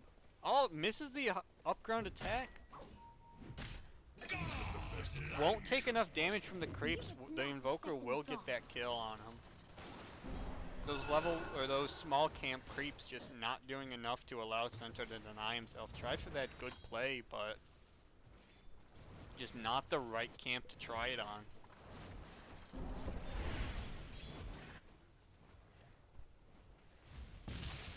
Zeus will go and throw out some stuff. Might have just shown that they have a ward there, but Mir Weirwood, I Dire's think, middle wants to tower check is it, under but attack. the Invoker's gonna go. He's gonna drop some spells on Centaur, but Centaur has that pipe, is tank, or has that hood, sorry, is tanky enough to deal with it. His Rubik has Aether Lens before this Zeus. The Zeus has fallen down, Dire is should look to even their behind the top Rubik tower. at this point. Yeah. Definitely. Yeah. It just can't happen. And Yeah, definitely gonna need to see some Their structures maybe against role attack. change-ups here for this Coahre team going into the season. I don't know where you change it. Maybe if Sev can play mid, put him mid. It will find this Becky, but he won't be able to get. He will get the blast off, but he will die mid. Zeus barely killed him with his stun. He didn't even kill him. He used his ult and his Thunderstrike and didn't kill him. Torrent into nice torrent into Sunstrike there. He's just like he doesn't like at this point Zeus should have like all his like 2 of his abilities maxed out. Yeah, kind of And going he- for this like split up build. And it's just like he couldn't kill the techies by himself. Invoker just gonna run up this high ground, has his boots of travel, will be going for this Ags next. Only about 800 off of the Ags. Just running around, summoning little balls.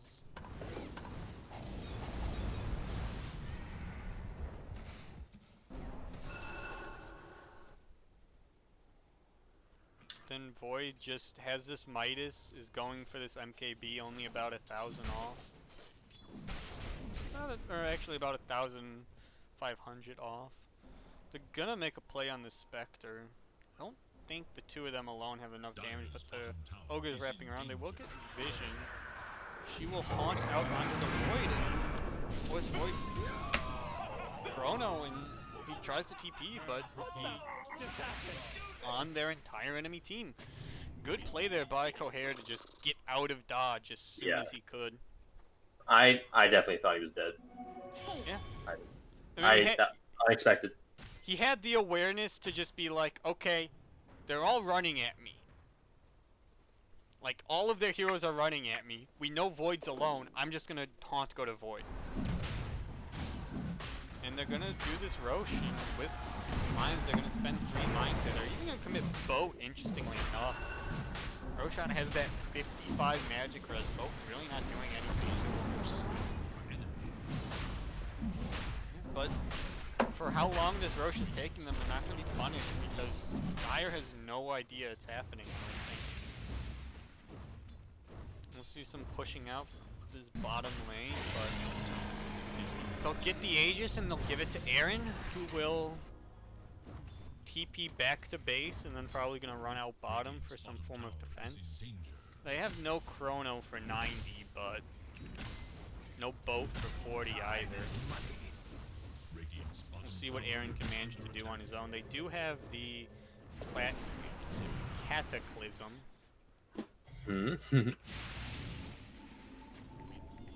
Rubik with this time walk, able to just kind of get away from everyone, be safe. Quite a good steal right here for this Rubik, having it just lets him play quite aggressively while having an answer. And we'll run it to Spectre, but Spectre able to kind of get out of harm's way a little bit back into her jungle. Even I. This Techies is going to hold off on that final point in Blast Off for a couple more points in Proximity Mine. And then the value point in Stasis.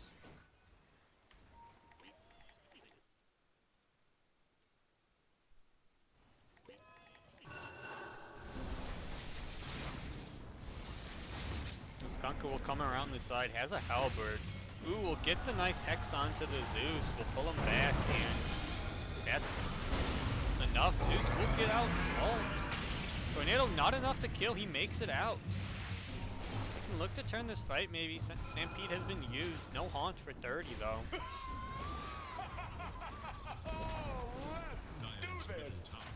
Zeus back full health, does not have Thunder God, but they could look to go. Invoker will get hexed by the Rubik, it looks like. Rubik gets hexed himself. They lift up the Invoker, this might be their opportunity. Deckies goes in. Deckies will die. Sensor gets stasis, but good 3-man chrono. A bit late for that, steals Rubik. it. A bit late for that. You need to do it. Failed Sunstrike, but who needs Sunstrike when your Void just bashes every hit? They You won't can't get him. be able to. Oh, they throw it, but they can't. You can't Doesn't stutter throw it stepping the right away. way. Just as I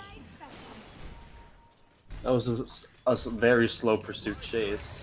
And Conquer kind will of. X TP back to base. I want to go high ground with this. Still has Aegis on Void. And most of the spells on Dire have been used, Is so under attack. I'm actually just gonna hit top.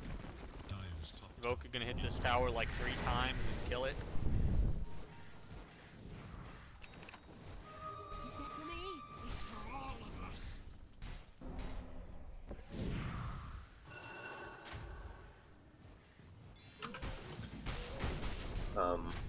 Dire's Okay. top tower is under attack. Again, Coahre very falling behind the curve here, as in game 1. Doesn't have his Manta yet. It's 22 minutes in. He's close, but the fact that he doesn't have it, or has had it, is kind of very unfortunate considering Booker has 4k more than he does. Yeah. Again, Oh, Rubik will steal the tornado and throws it back. that's a lot of damage on Evoker. They can probably turn this around and kill him, but he has Aegis. They drop the Golem, but Ogre finally dying to the Thunder God's Wrath drop. Ogre will die during that, but... Oh, good! It sounds. Uh-oh. That creep wave. Cataclysm not being as bad as it could have been. They're gonna be able to turn this, they'll get the Void and Ogre on the side if they want to chase. He'll re-engage for this Rubik. But Zeus got Stampede ulted into a mine and died. And then and then Centaur walks into a mine as well. Invoker was wanted a good to come back fight turn until they this, killed- they killed the Sentry, but what is he'll this? be allowed to get the Warlock. It was a But, good fight until they fed 3 heroes. yeah. Tornado back up with Techies coming in. Techies gets the silence, gets rid of the illusion. Cold Snap up. They have no more stuns. Whew, that was almost I don't think almost a Invoker wipe did anything. on a pursuit. Yeah, the Coahre's team kind of just feeling like that initial fight went well, but then just chasing too much, and Invoker having way too much damage. To just kill the Warlock while being pounded in by the Spectre. And with the Warlock's Golem being standing right there next to him as well. Invoker, after this Ag's just gonna go straight into a heart, just realizing I'm kind of the front line for my team, and if I just don't die, then no one else will. And even if my entire team does die, if I don't die, I do 1 billion damage anyway. Ogre will get lifted. Won't be Cliff. They get the X on the Rubik. Will miss the torrent and in turn. No, they will hit the boat because of the cold snap. Decky's blasts off in. 4-man Chrono. No 4-man Cataclysm Chrono though. steals the Chrono. A 2-man Chrono for the Rubik, but it was already too late. I'll pull the Void in. Void getting low, dies before getting Time Walk off thanks to Thunder God. Spectre wanting to turn this. Look at the techies on the side though. Invoker. Invoker's They can bring him Aegis down. is worn off. He might be a bit too far up now. They don't have detection to follow him up. 100 health. Yeah. He lives with. It is a good fight here for Coahre's team, or at least a good turnaround. They get the Void, they get the Kunkka, the only one that walks is the Invoker.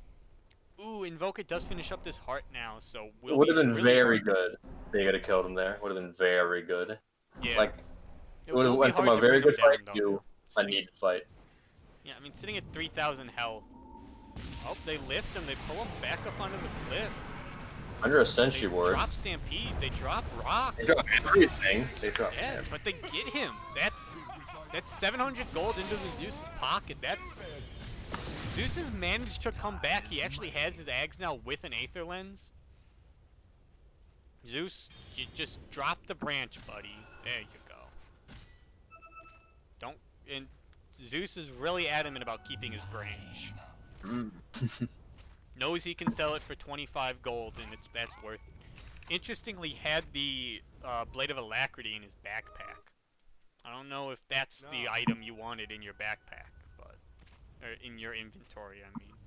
But now has that Nimbus, can do a lot more. Well, this Invoker will realize, I need a BKB. He can't just buy a heart and get away with it.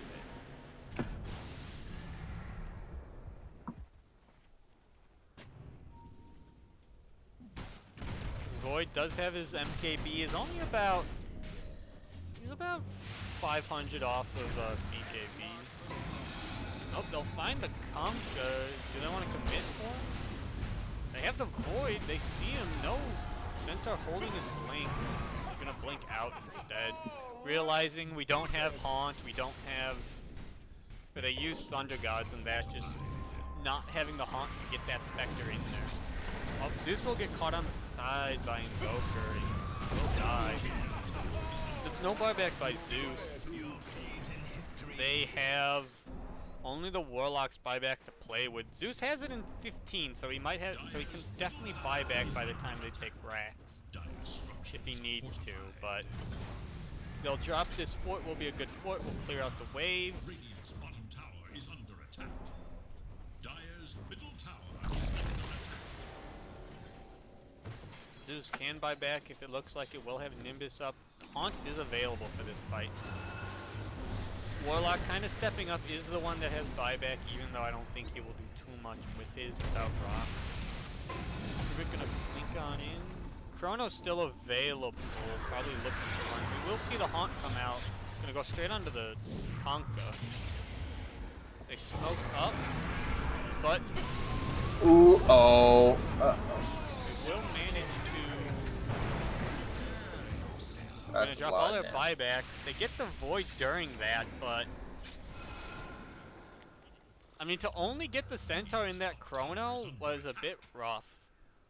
I think Yes. that was. They did a that lot was more also damage 10 than. second BKB. Yeah, that was about 6k worth of damage from Invoker and only killed 1 hero. It was very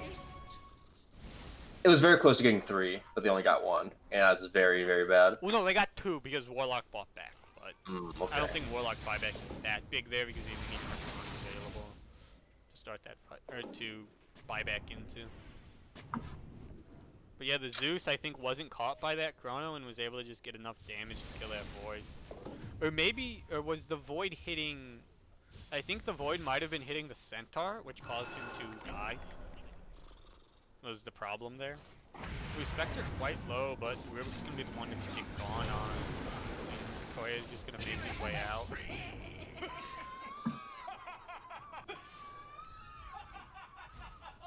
So good for him.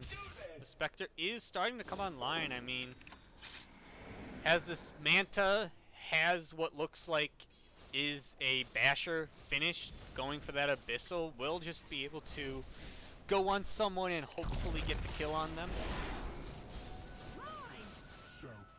Techies right now I think is kind of hitting his peak at the moment until they start to push.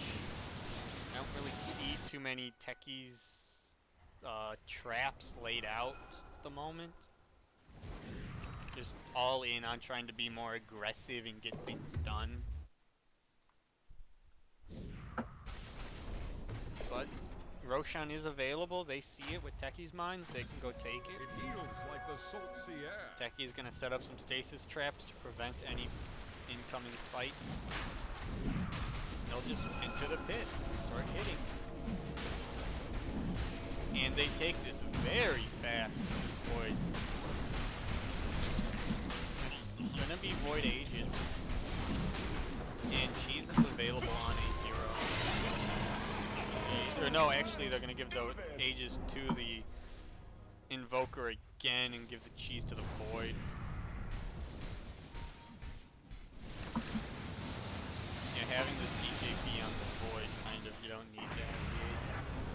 find the Zeus. Zeus has buyback though. Oh, counter tornado thrown out, but Void just comes on in, gets that one hit. That's all he needs.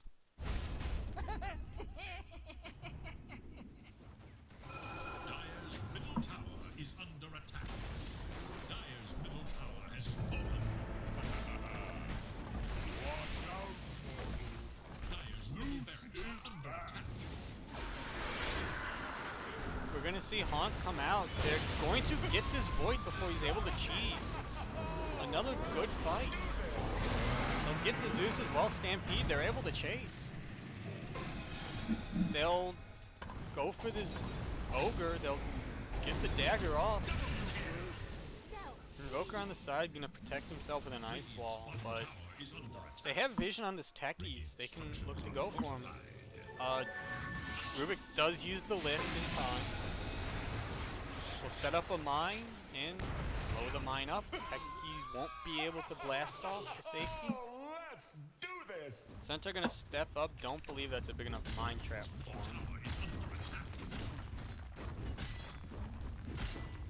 No, definitely not. This one's like 3 mines. So finally, actually gets to the mid 1 tower. Yep. 32 minutes in. It's a start. It's a start. Yeah, I mean, Coahre's team is definitely able to pull it back. They do have this late game Spectre that almost has a Abyssal. So they definitely do have options. They are able to constantly blow up this Void before he's able to either BKB, Cheese, or Chrono, which is good for them. The Spectre 400 health talent is really, really nice. It's basically a 20% increase in health, and it just makes you so much better, especially with the armor. Rubik going to chill out, drop some remote mines mid for this next push. Gonna kind of play the Techies game himself.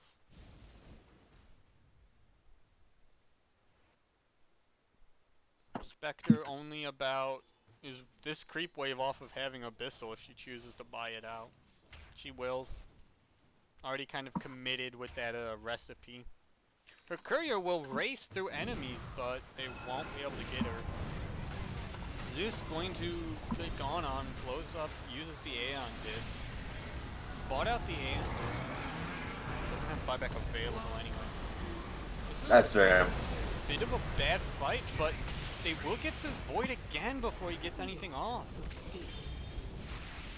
So they trade the Zeus here, but they look like they're gonna get the Kunkka and the Void. Not that big of a cataclysm. They are able to chase. They'll get this Techies here, and they won't be able to catch that Ogre on the TP out. That was kind of unfortunate for the Dire, because unfortunately when Centaur ulted, Zeus could have avoided if he just kept running, but since he was slow, he turned around and thunderbolted and got hit and got killed by the boat. He could have outrun it if he just kept running. Yeah. I don't think he expected the ult to come, so they could have not lost him there. And he kind of needs to stop dying. They'll get the Centaur Stomp on the Ogre. They'll use the Abyssal. So they'll get the Ogre, but their Warlock will die on the backside, but they can commit for more than this. 1 second on Centaur Stomp, they have the detection. They don't have the Abyssal Blink though. in a second. They need to get rid of all that mana. Stuns. Lots of bashes. Is it enough? Oh, I think all he so. needed, they'll Wow. use the Haunt, but that's ages. That's an Five. Ogre buyback. Spectre TP's out. They don't have I enough damage. It's Centaur will die. Oh, they'll find the Spectre TPing out. That should help. They'll catch. They'll probably get this Centaur. Does not have mana for his Stampede. But Centaur dies for Spectre to get out. So the one that matters lives. It will be buyback by, I believe it was Ogre. And that was it for them. They do have both the Invoker and the Faceless Void buybacks available. They will look to just go down mid now. No buybacks available. 84 gold on buyback for Spectre, so maybe sell this Quelling Blade and you'll have buyback. Dire's middle barracks are Kunkka just gonna walk up, start hitting buildings. Doesn't really do any damage. Does have his Ags. He lifted up. Here will come out the Fatal Bonds. One-man Chrono. Not have the buyback on the Spectre. It looks like that might be game here. Unless Maybe. good Chrono hits to the core. Literally nothing good from it. Spectre does get her buyback there. Buyback. He just got it. They'll hit the void. It'll be quite low. Forces the cheese. They want to turn this. Rubik looking for more. Gets the lift. But there comes out the Abyssal. Will they? Gets away one more time. Here comes Stampede. I think that'll be enough this time. Having to commit a lot there for the void, but all in all, gonna be worth it. I think. Committing Stampede, but Stampede is definitely worth that. We'll miss the lift on the Kunkka, but I think they can just walk him down. Yep. Doing a lot of damage here on Spectre at this point. About 200 damage per hit. The other three heroes are gonna head down mid. This Void does have buyback. He will have his BKB, but no Chrono if he uses it.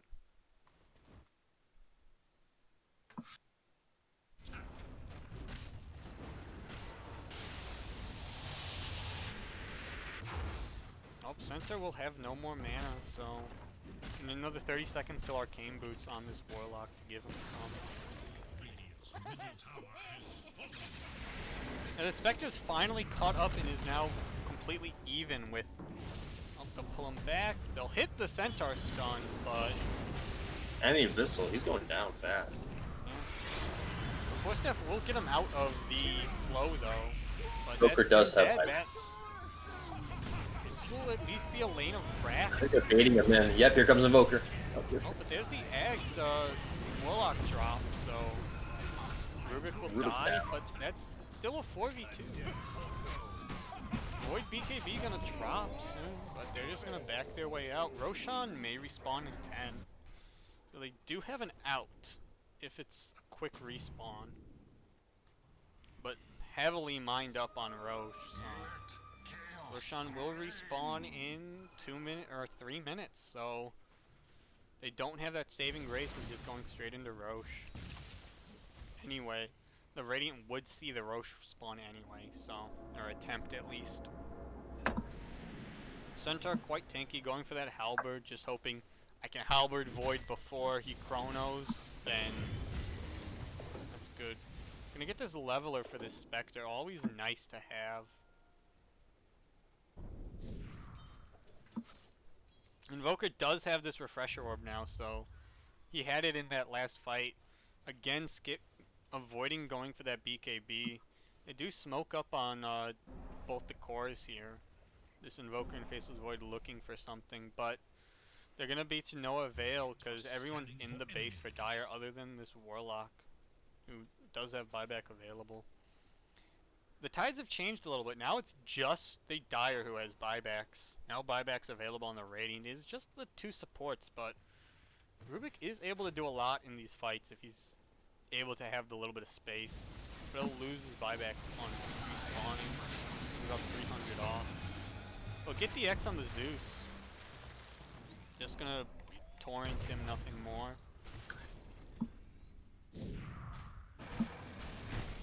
Faceless going for that, he'll buy out most of his, Satanic, seeing as he doesn't have buyback, might as well. And they're gonna try to go high ground again on the Radiant. Or at least they're gonna position themselves around. There's nothing to take mid, so I don't know what they're doing here per se. They might just want to try to just hard end. Ooh, missed Chrono, won't hit on anyone. Stolen Chrono, turns it around. Okay. Spectre gonna go on the back lines. We'll get this Ogre, it looks like. No, you got the way. He's in the middle of everything, knocked on. Well, here comes the Cataclysm the first time around. Here comes the second. Or no, I think that was That was a stolen Rubik. Cataclysm from Rubik. Refresher will be used on the Invoker. Invoker hit by the Rubik Tornado. They're going to chase this. That extra duration, though, kind of messing that up a little. They'll find what looks to be like this Ogre. Doesn't have his Force Staff available. They'll keep chasing this Rubik. Will find the Kunkka Lift. Vector kind of in a dire situation. Needs her team to get there right now. Void goes in. Centaur still needs to get there. Not able to blink in yet. But all in all, that's a good defense for the Radiant. Some really nice Rubik steals there to secure that fight. Whiffs yes. Chrono, steals Chrono, hits 2. I mean... Steals Cataclysm. I don't think it hit steals anybody, Cataclysm and Tornado as well, which was really good. Unfortunately, I don't think the Cataclysm hit anybody. Yeah. The Tornado, the extra duration on Tornado actually, I think, kind of saved that Invoker there. Because he was in the air for longer, Spectre threw out the dagger thinking it was normal Tornado duration, when in reality it was like... It was... 50% longer. Yeah, so misses the dagger follow-up on it, and so Invoker is allowed to walk there on real low HP. But this heart definitely coming in handy. I mean, it's 40 strength. It's like 800 HP or 1200 HP that this Invoker has. That if he didn't have, he'd be dead in most scenarios. Or he could have just had a BKB this entire time and maybe wouldn't have needed to take Aegis, and Void would have had the Aegises. But yeah, Roshan is up now. This will be an Ags, so. Probably going to see the Ags go the way of the Void if the Radiant take it. If not, if Dire get this, probably just drop the Ags on Centaur. Seeing as both of your supports already have an Ags. But the Dire are going to go for the Radiant are going to go right into the pit and they're going to kill it very fast.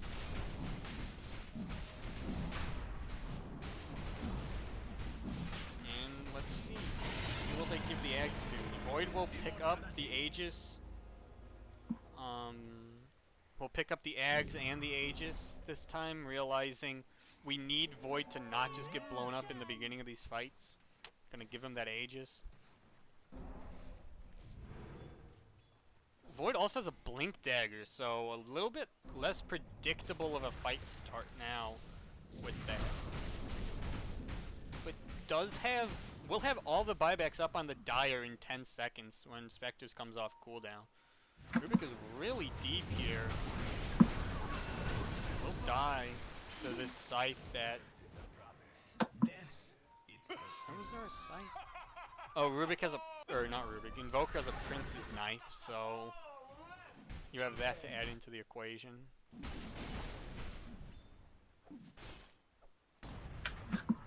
And this Void having this leveler, if he ever gets into the base, can just kind of like, or will just kind of destroy buildings. Centaur really trying to get closer to this halberd, but don't think he'll be able to get it by the time this game ends. At least not if, or at least not by the time this next team fight happens. And this is now just going to be a matter of who has buybacks, I think. And for the Dire, they have all... Nope, Spectre buys out her Scotty. So... No buyback for her now. But Invoke, or Faceless Void realizing, I step up to hit buildings and loses half of his HP. It's a bit hard for him to really go.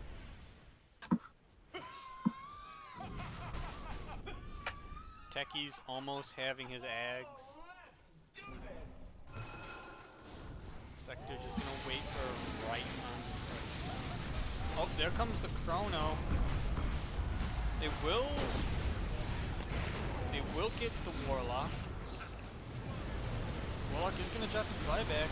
Kunkka's getting low. Void almost dying, almost losing that first life. First life will go the way on Void. But Spectre ulting in, she's eaten by Invoker, but the upheaval just doing work. Oh. That's Void dead as well. Do they have any stuns? They have Centaur Stomp.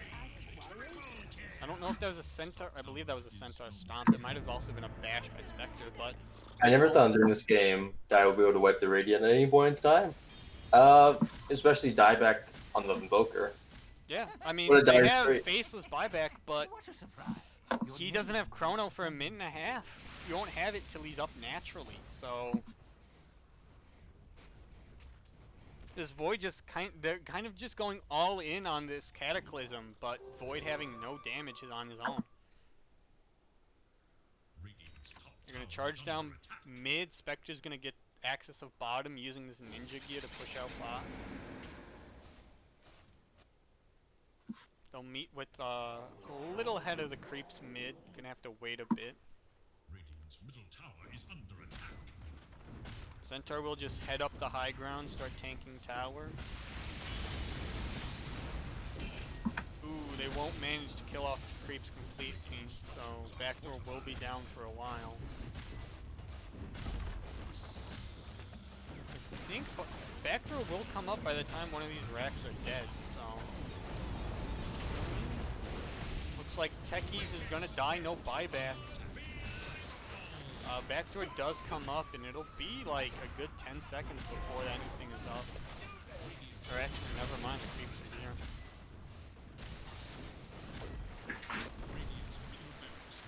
This will be the mid racks, so now racks are even. Ogre steps up, no buyback. Ogre dies here, dead for 100, no buy. They have to be very careful. The only hero on the Radiant here that has his buyback will be Void, but he'll buy out his Satanic, so gonna forfeit buyback for having a Satanic.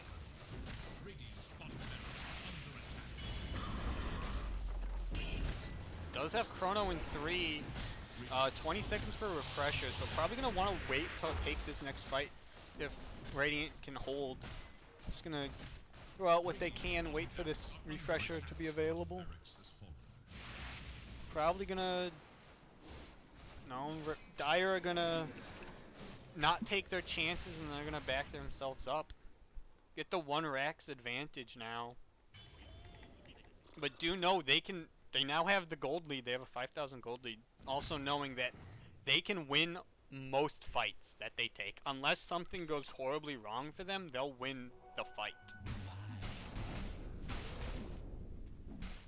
I mean, I don't know what the Dire here are, or what the Radiant here are necessarily looking for to win the fight. Maybe Spectre out on her own, dying. The Centaur actually going to go the Retaliator, which I like here because of the Chrono. So you're sitting there and you have the Retaliate giving to your allies in the Chrono. Oh, gonna miss the Chrono on Void. Spectre will get voted, but is this enough? I don't even know what's going on in this fight. Invoker gets gone on by Spec, but Spec getting quite low. Spec gonna die. Becky's also quite low. They get the Kunkka in return.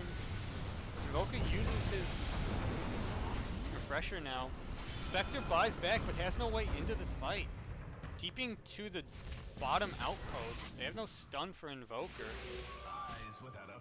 So Spectre uses buyback, but they didn't have a way back into the fight. Void manages to whip Chrono, but gets away with it.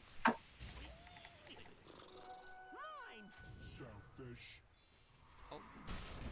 Void might go for the Zeus. No, doesn't want to risk it. Or actually, he's thinking about it. Zeus has no team with him. Couple more seconds till he has Aeon, and Zeus will just die. Does have buyback though available. They can definitely look to buyback on Zeus. Void will do the smart thing and he'll TP his way out. Queues up the Rapier, realizing I need to do damage at this point because Cataclysm is not answering our issues.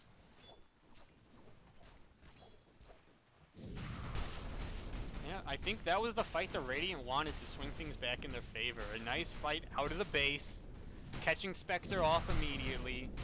She didn't die immediately, but had to be very careful about that fight. Because she got real low early on, and then just went for the back line. Was only able to get, I believe, the Ogre killed, but not anyone else because she was too low to fully commit. See you later, nerds. What's a surprise? It is worrying though. If I was ready, I'd probably try and take a fight here. Like Spectre does not have buyback. Yeah, I mean, you catch You can't buy Spectre anything again, it's over. Radiant does have all their buybacks back, though, almost. Other than Ogres, which is on about 3 minutes cooldown that they're waiting on. Boker is hit by the tornado, but I don't think anything's going to come of it. Tornado, definitely a good spell here for the Rubik to have. Won't mind it. Centaur, only about 100 off of his buyback. So what are the neutral items these two teams are carrying? Oh, Spectre gets found again. This Missing could be it, the- actually. Oh, she pops on. Void looking for Chrono. Not. We'll manage to finally find the Chrono, but he'll die mid-Chrono. There's the stolen Chrono on 2. Invoker getting quite low. There's the Techies. There's the Kunkka. They do have these buybacks, though. Spectre going in, getting stunned up by the Cold Snap. Kunkka will finally use the buyback. That's dead Invoker. They have buybacks available, but no Chrono, no boat. Oh, What? they managed to get Spectre on a mine. On some green mines. That's maybe their opportunity. Let's find out. Warlock has 3 golems here. He has the refresher.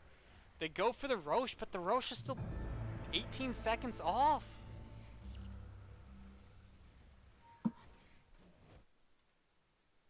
Yeah. That Spectre really did not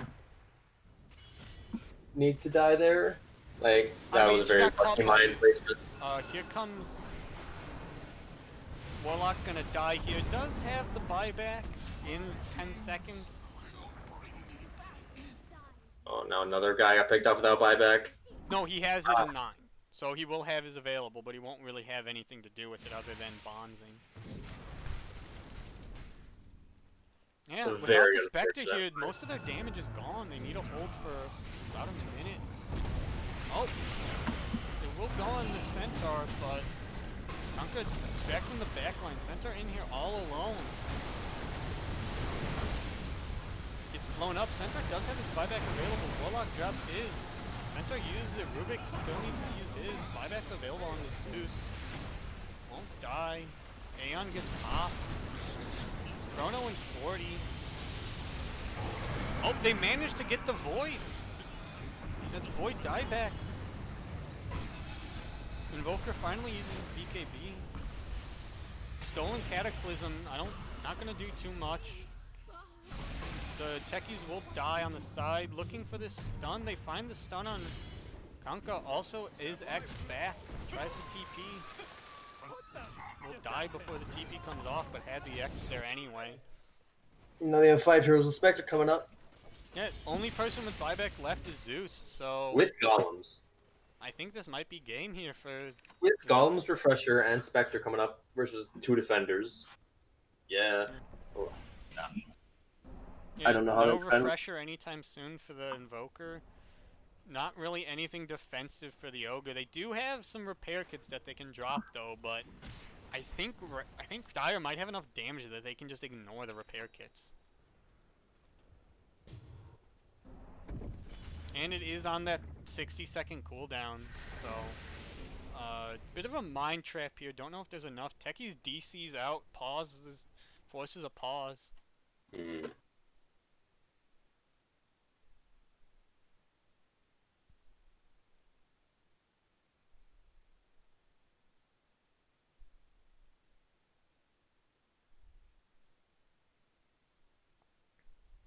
What a surprise.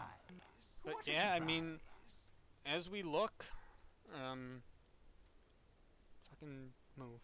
As we look, only one left with the buyback is the Zeus.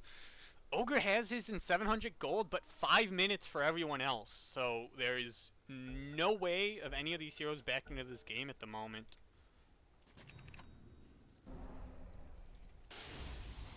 Yeah, this is almost Gonna impossible. blow up some of the mines, but not gonna do anything to the heroes. Repair kit ending in about another 12 seconds. They're just gonna go for this Rax. Gonna play it a bit safe. Don't want to just risk the end. They should know about no buyback, but they'll dodge the tornado.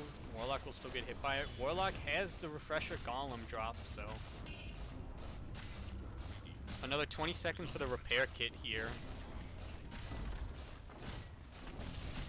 Void will be up with Chrono, but I think they'll be able to get the Rax before Void is up. Ooh, good disarm here. Spectre will hold the Manta.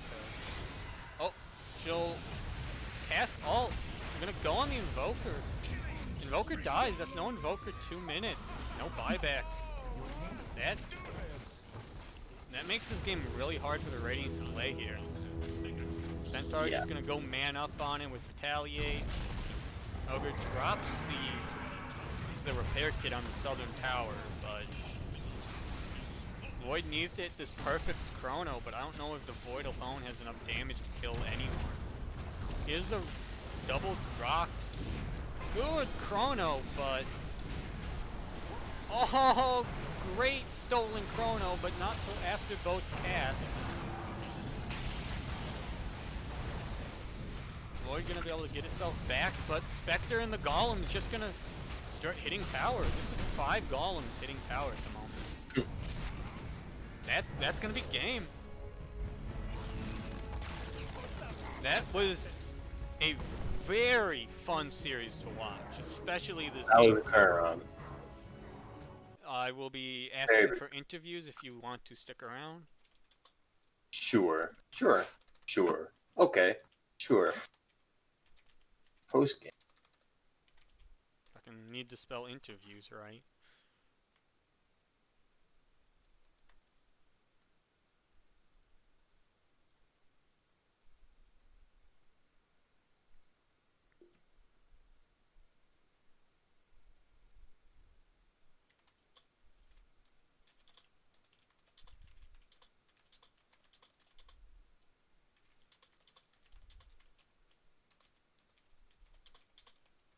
See this post.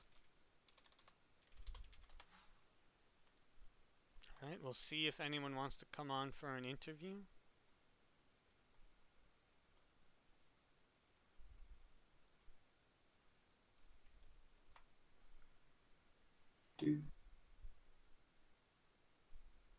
But while we wait for people to come on for interviews, if any of them wish to, I'd like to remind anyone watching the stream, anyone enjoying, drop a follow.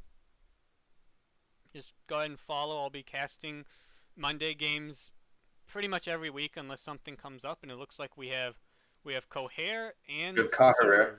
Sev. Club. And then we have Verge Chan coming as well. Alright. Well, hello. Does anyone want to give me a link to those Dota buff games? Just drop it in general for me. Hope they were taking it. Oh, they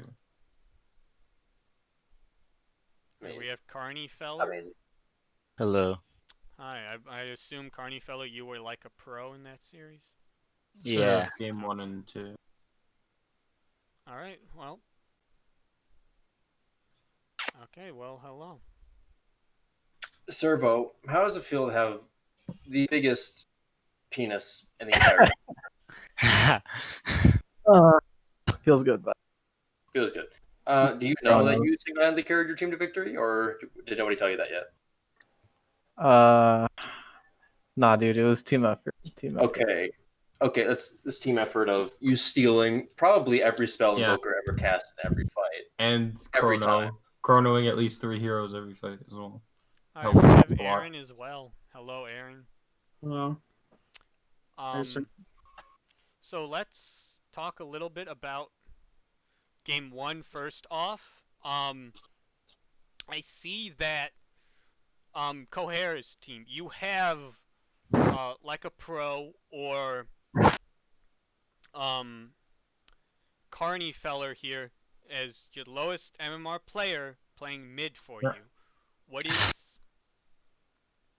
What was kind of the thought process on this? Why? It's, you know, I You just believe. have confidence in him, is that it? I have faith, bro. I'm gonna train him up.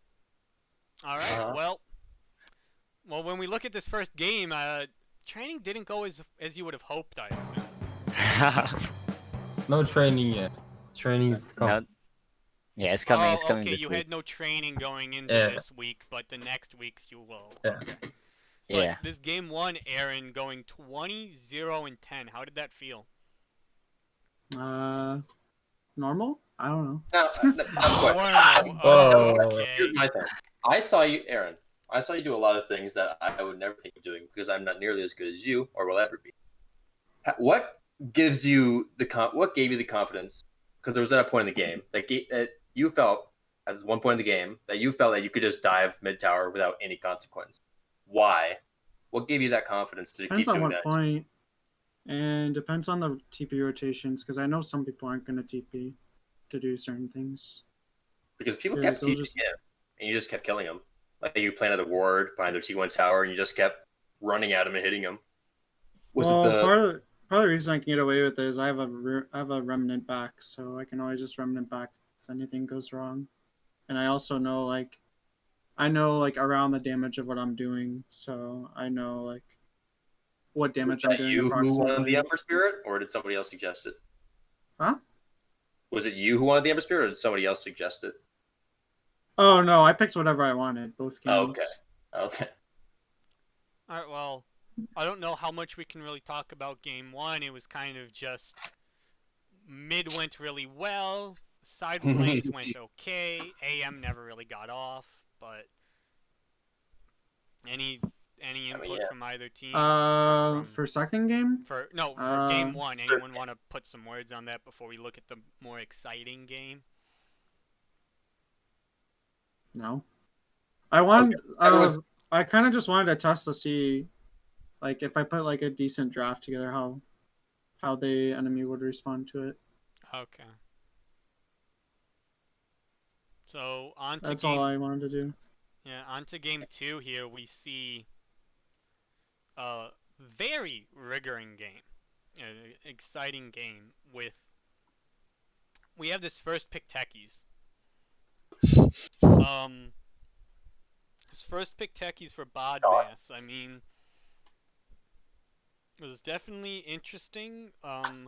Was this techie something you guys discussed about previously, or was it just like Bodmass said, "Give me techies," and you gave it to him? No, I said since we won game one really hard, and it's a scrim day, it's week 0. I was like, okay, let's just pick techies, because I think if we picked a different draft game too, I think we would have won again.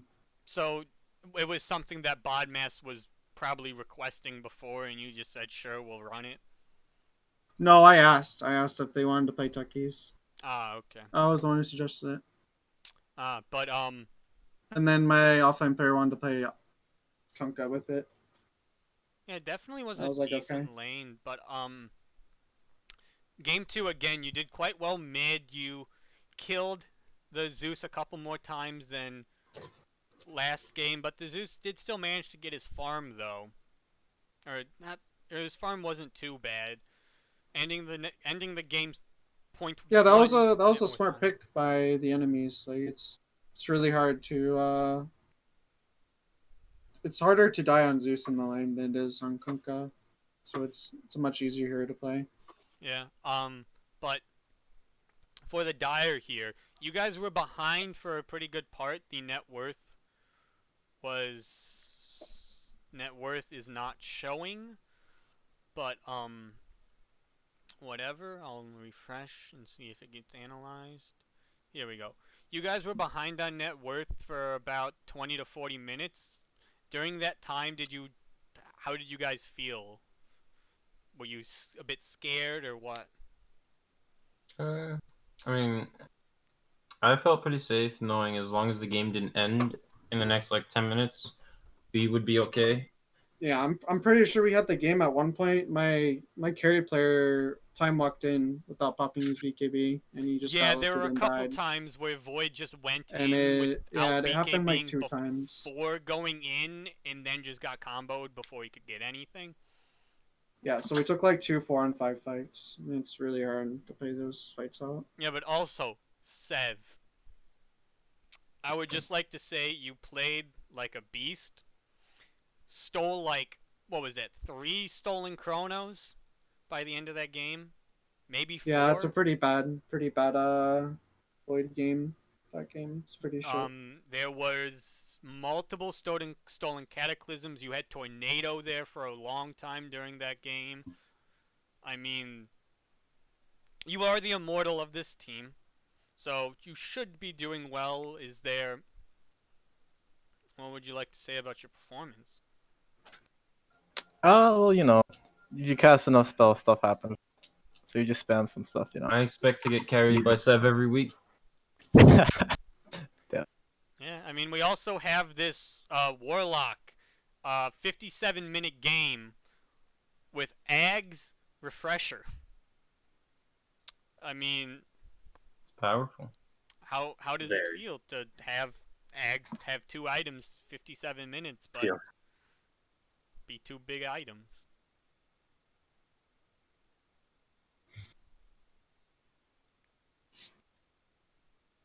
Got the question.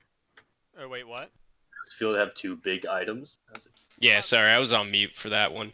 But like Warlock's more of like a strategic character and all about placement in combat rather than being a character build. So as long as I get the stun my rock off, there's not much else I need to do other than slow him down. Yeah, there were also some really good upheavals there where I know there was one on bottom where you have upheaval and the Invoker is just trying to run away, but just can't, and then has Spectre just hitting him. There was no solution. Since we have you, Aaron, I would like some explanation a little bit on your build. The heart on Invoker is something I've never thought. I was planning to end the game early, and my plan was if I got Gonam, I'm not gonna die instantly, so I can get saved pretty easily. And I have Aegis too, so if I have Heart and Aegis, I can sit on the high ground, on their high ground, and not be worried about dying, because I have like 3.6k HP and a lot of regen per second. And there was a point where I had I think I had Aegis. Yeah, I had Aegis and Heart around 30 minutes. Yeah. And that's when the game should have ended. Yeah, but I think that was I think that's also when my Void didn't pop his BKB. Yeah, where Void got gone on without BKB pop. But is there? I mean, both of you took a game this series. This is a question to both Coahre and Aaron, I guess.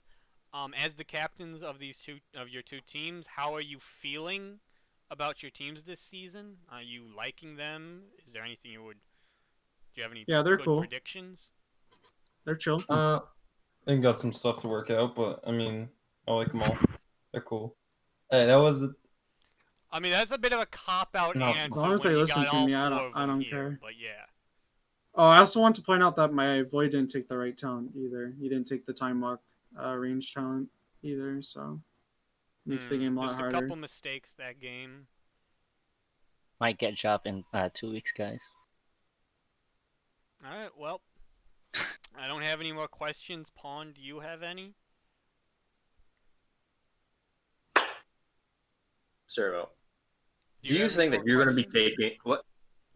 Do you have any more questions? Or? Yeah, I was about to ask it. Okay. Jeez. I'm sorry. Now, you played Tiny Game 1, Servo. Do you think because you're an immortal, you should be playing probably more active 4s like Rubik? Probably not like Tiny? Or do you think Tiny can still accomplish the same amount as Rubik can? I don't know. It looks like better lane supports seem to do better than this MMR setup, because you could just dumpster the lane instead of having to roam around. So maybe maybe playmaking supports that secure lane is probably best. Because I definitely think since, the Immortal's usually mid, like this team had, right? So you probably definitely need to take a role that's probably a bit more game impacty, I think. Other than that, I think you're a really good team. I definitely wasn't expecting the Archon 2 mid, but hey, it worked out game 2. You got probably one of the best side lanes in the league. What do you have, 2 Divines and an Immortal in the side lanes? Yeah. Damn. Yeah, that's crazy. Yeah, well. So if you just win those, and if you draw a mid, you should be fine, like almost all the time. Yeah, well, I have no further questions. If anyone on either team would like to say anything, now's your chance. Good job. GG. That was Good a job good winning game, man. 2. Yeah, nice. GG's. GG's. All right. All right. Great. Thank you everyone for coming on for this interview. For everyone who did, I'm gonna end the interview segment here. Thank you. Thank you. GG's. Thank you to everyone who watched, of course. Anyone who's not already currently following, thank you I would enjoy a follow. Thank you, Mighty Brows and Vegas, for following. And like I said before the interviews came on, I'll be streaming just about every week for Mondays unless something comes up. There are Division 5 mini finals coming up this Wednesday that I will be casting. And I'll be streaming my own games on Sundays. So make sure to follow. You can catch me whenever. Might stream a couple games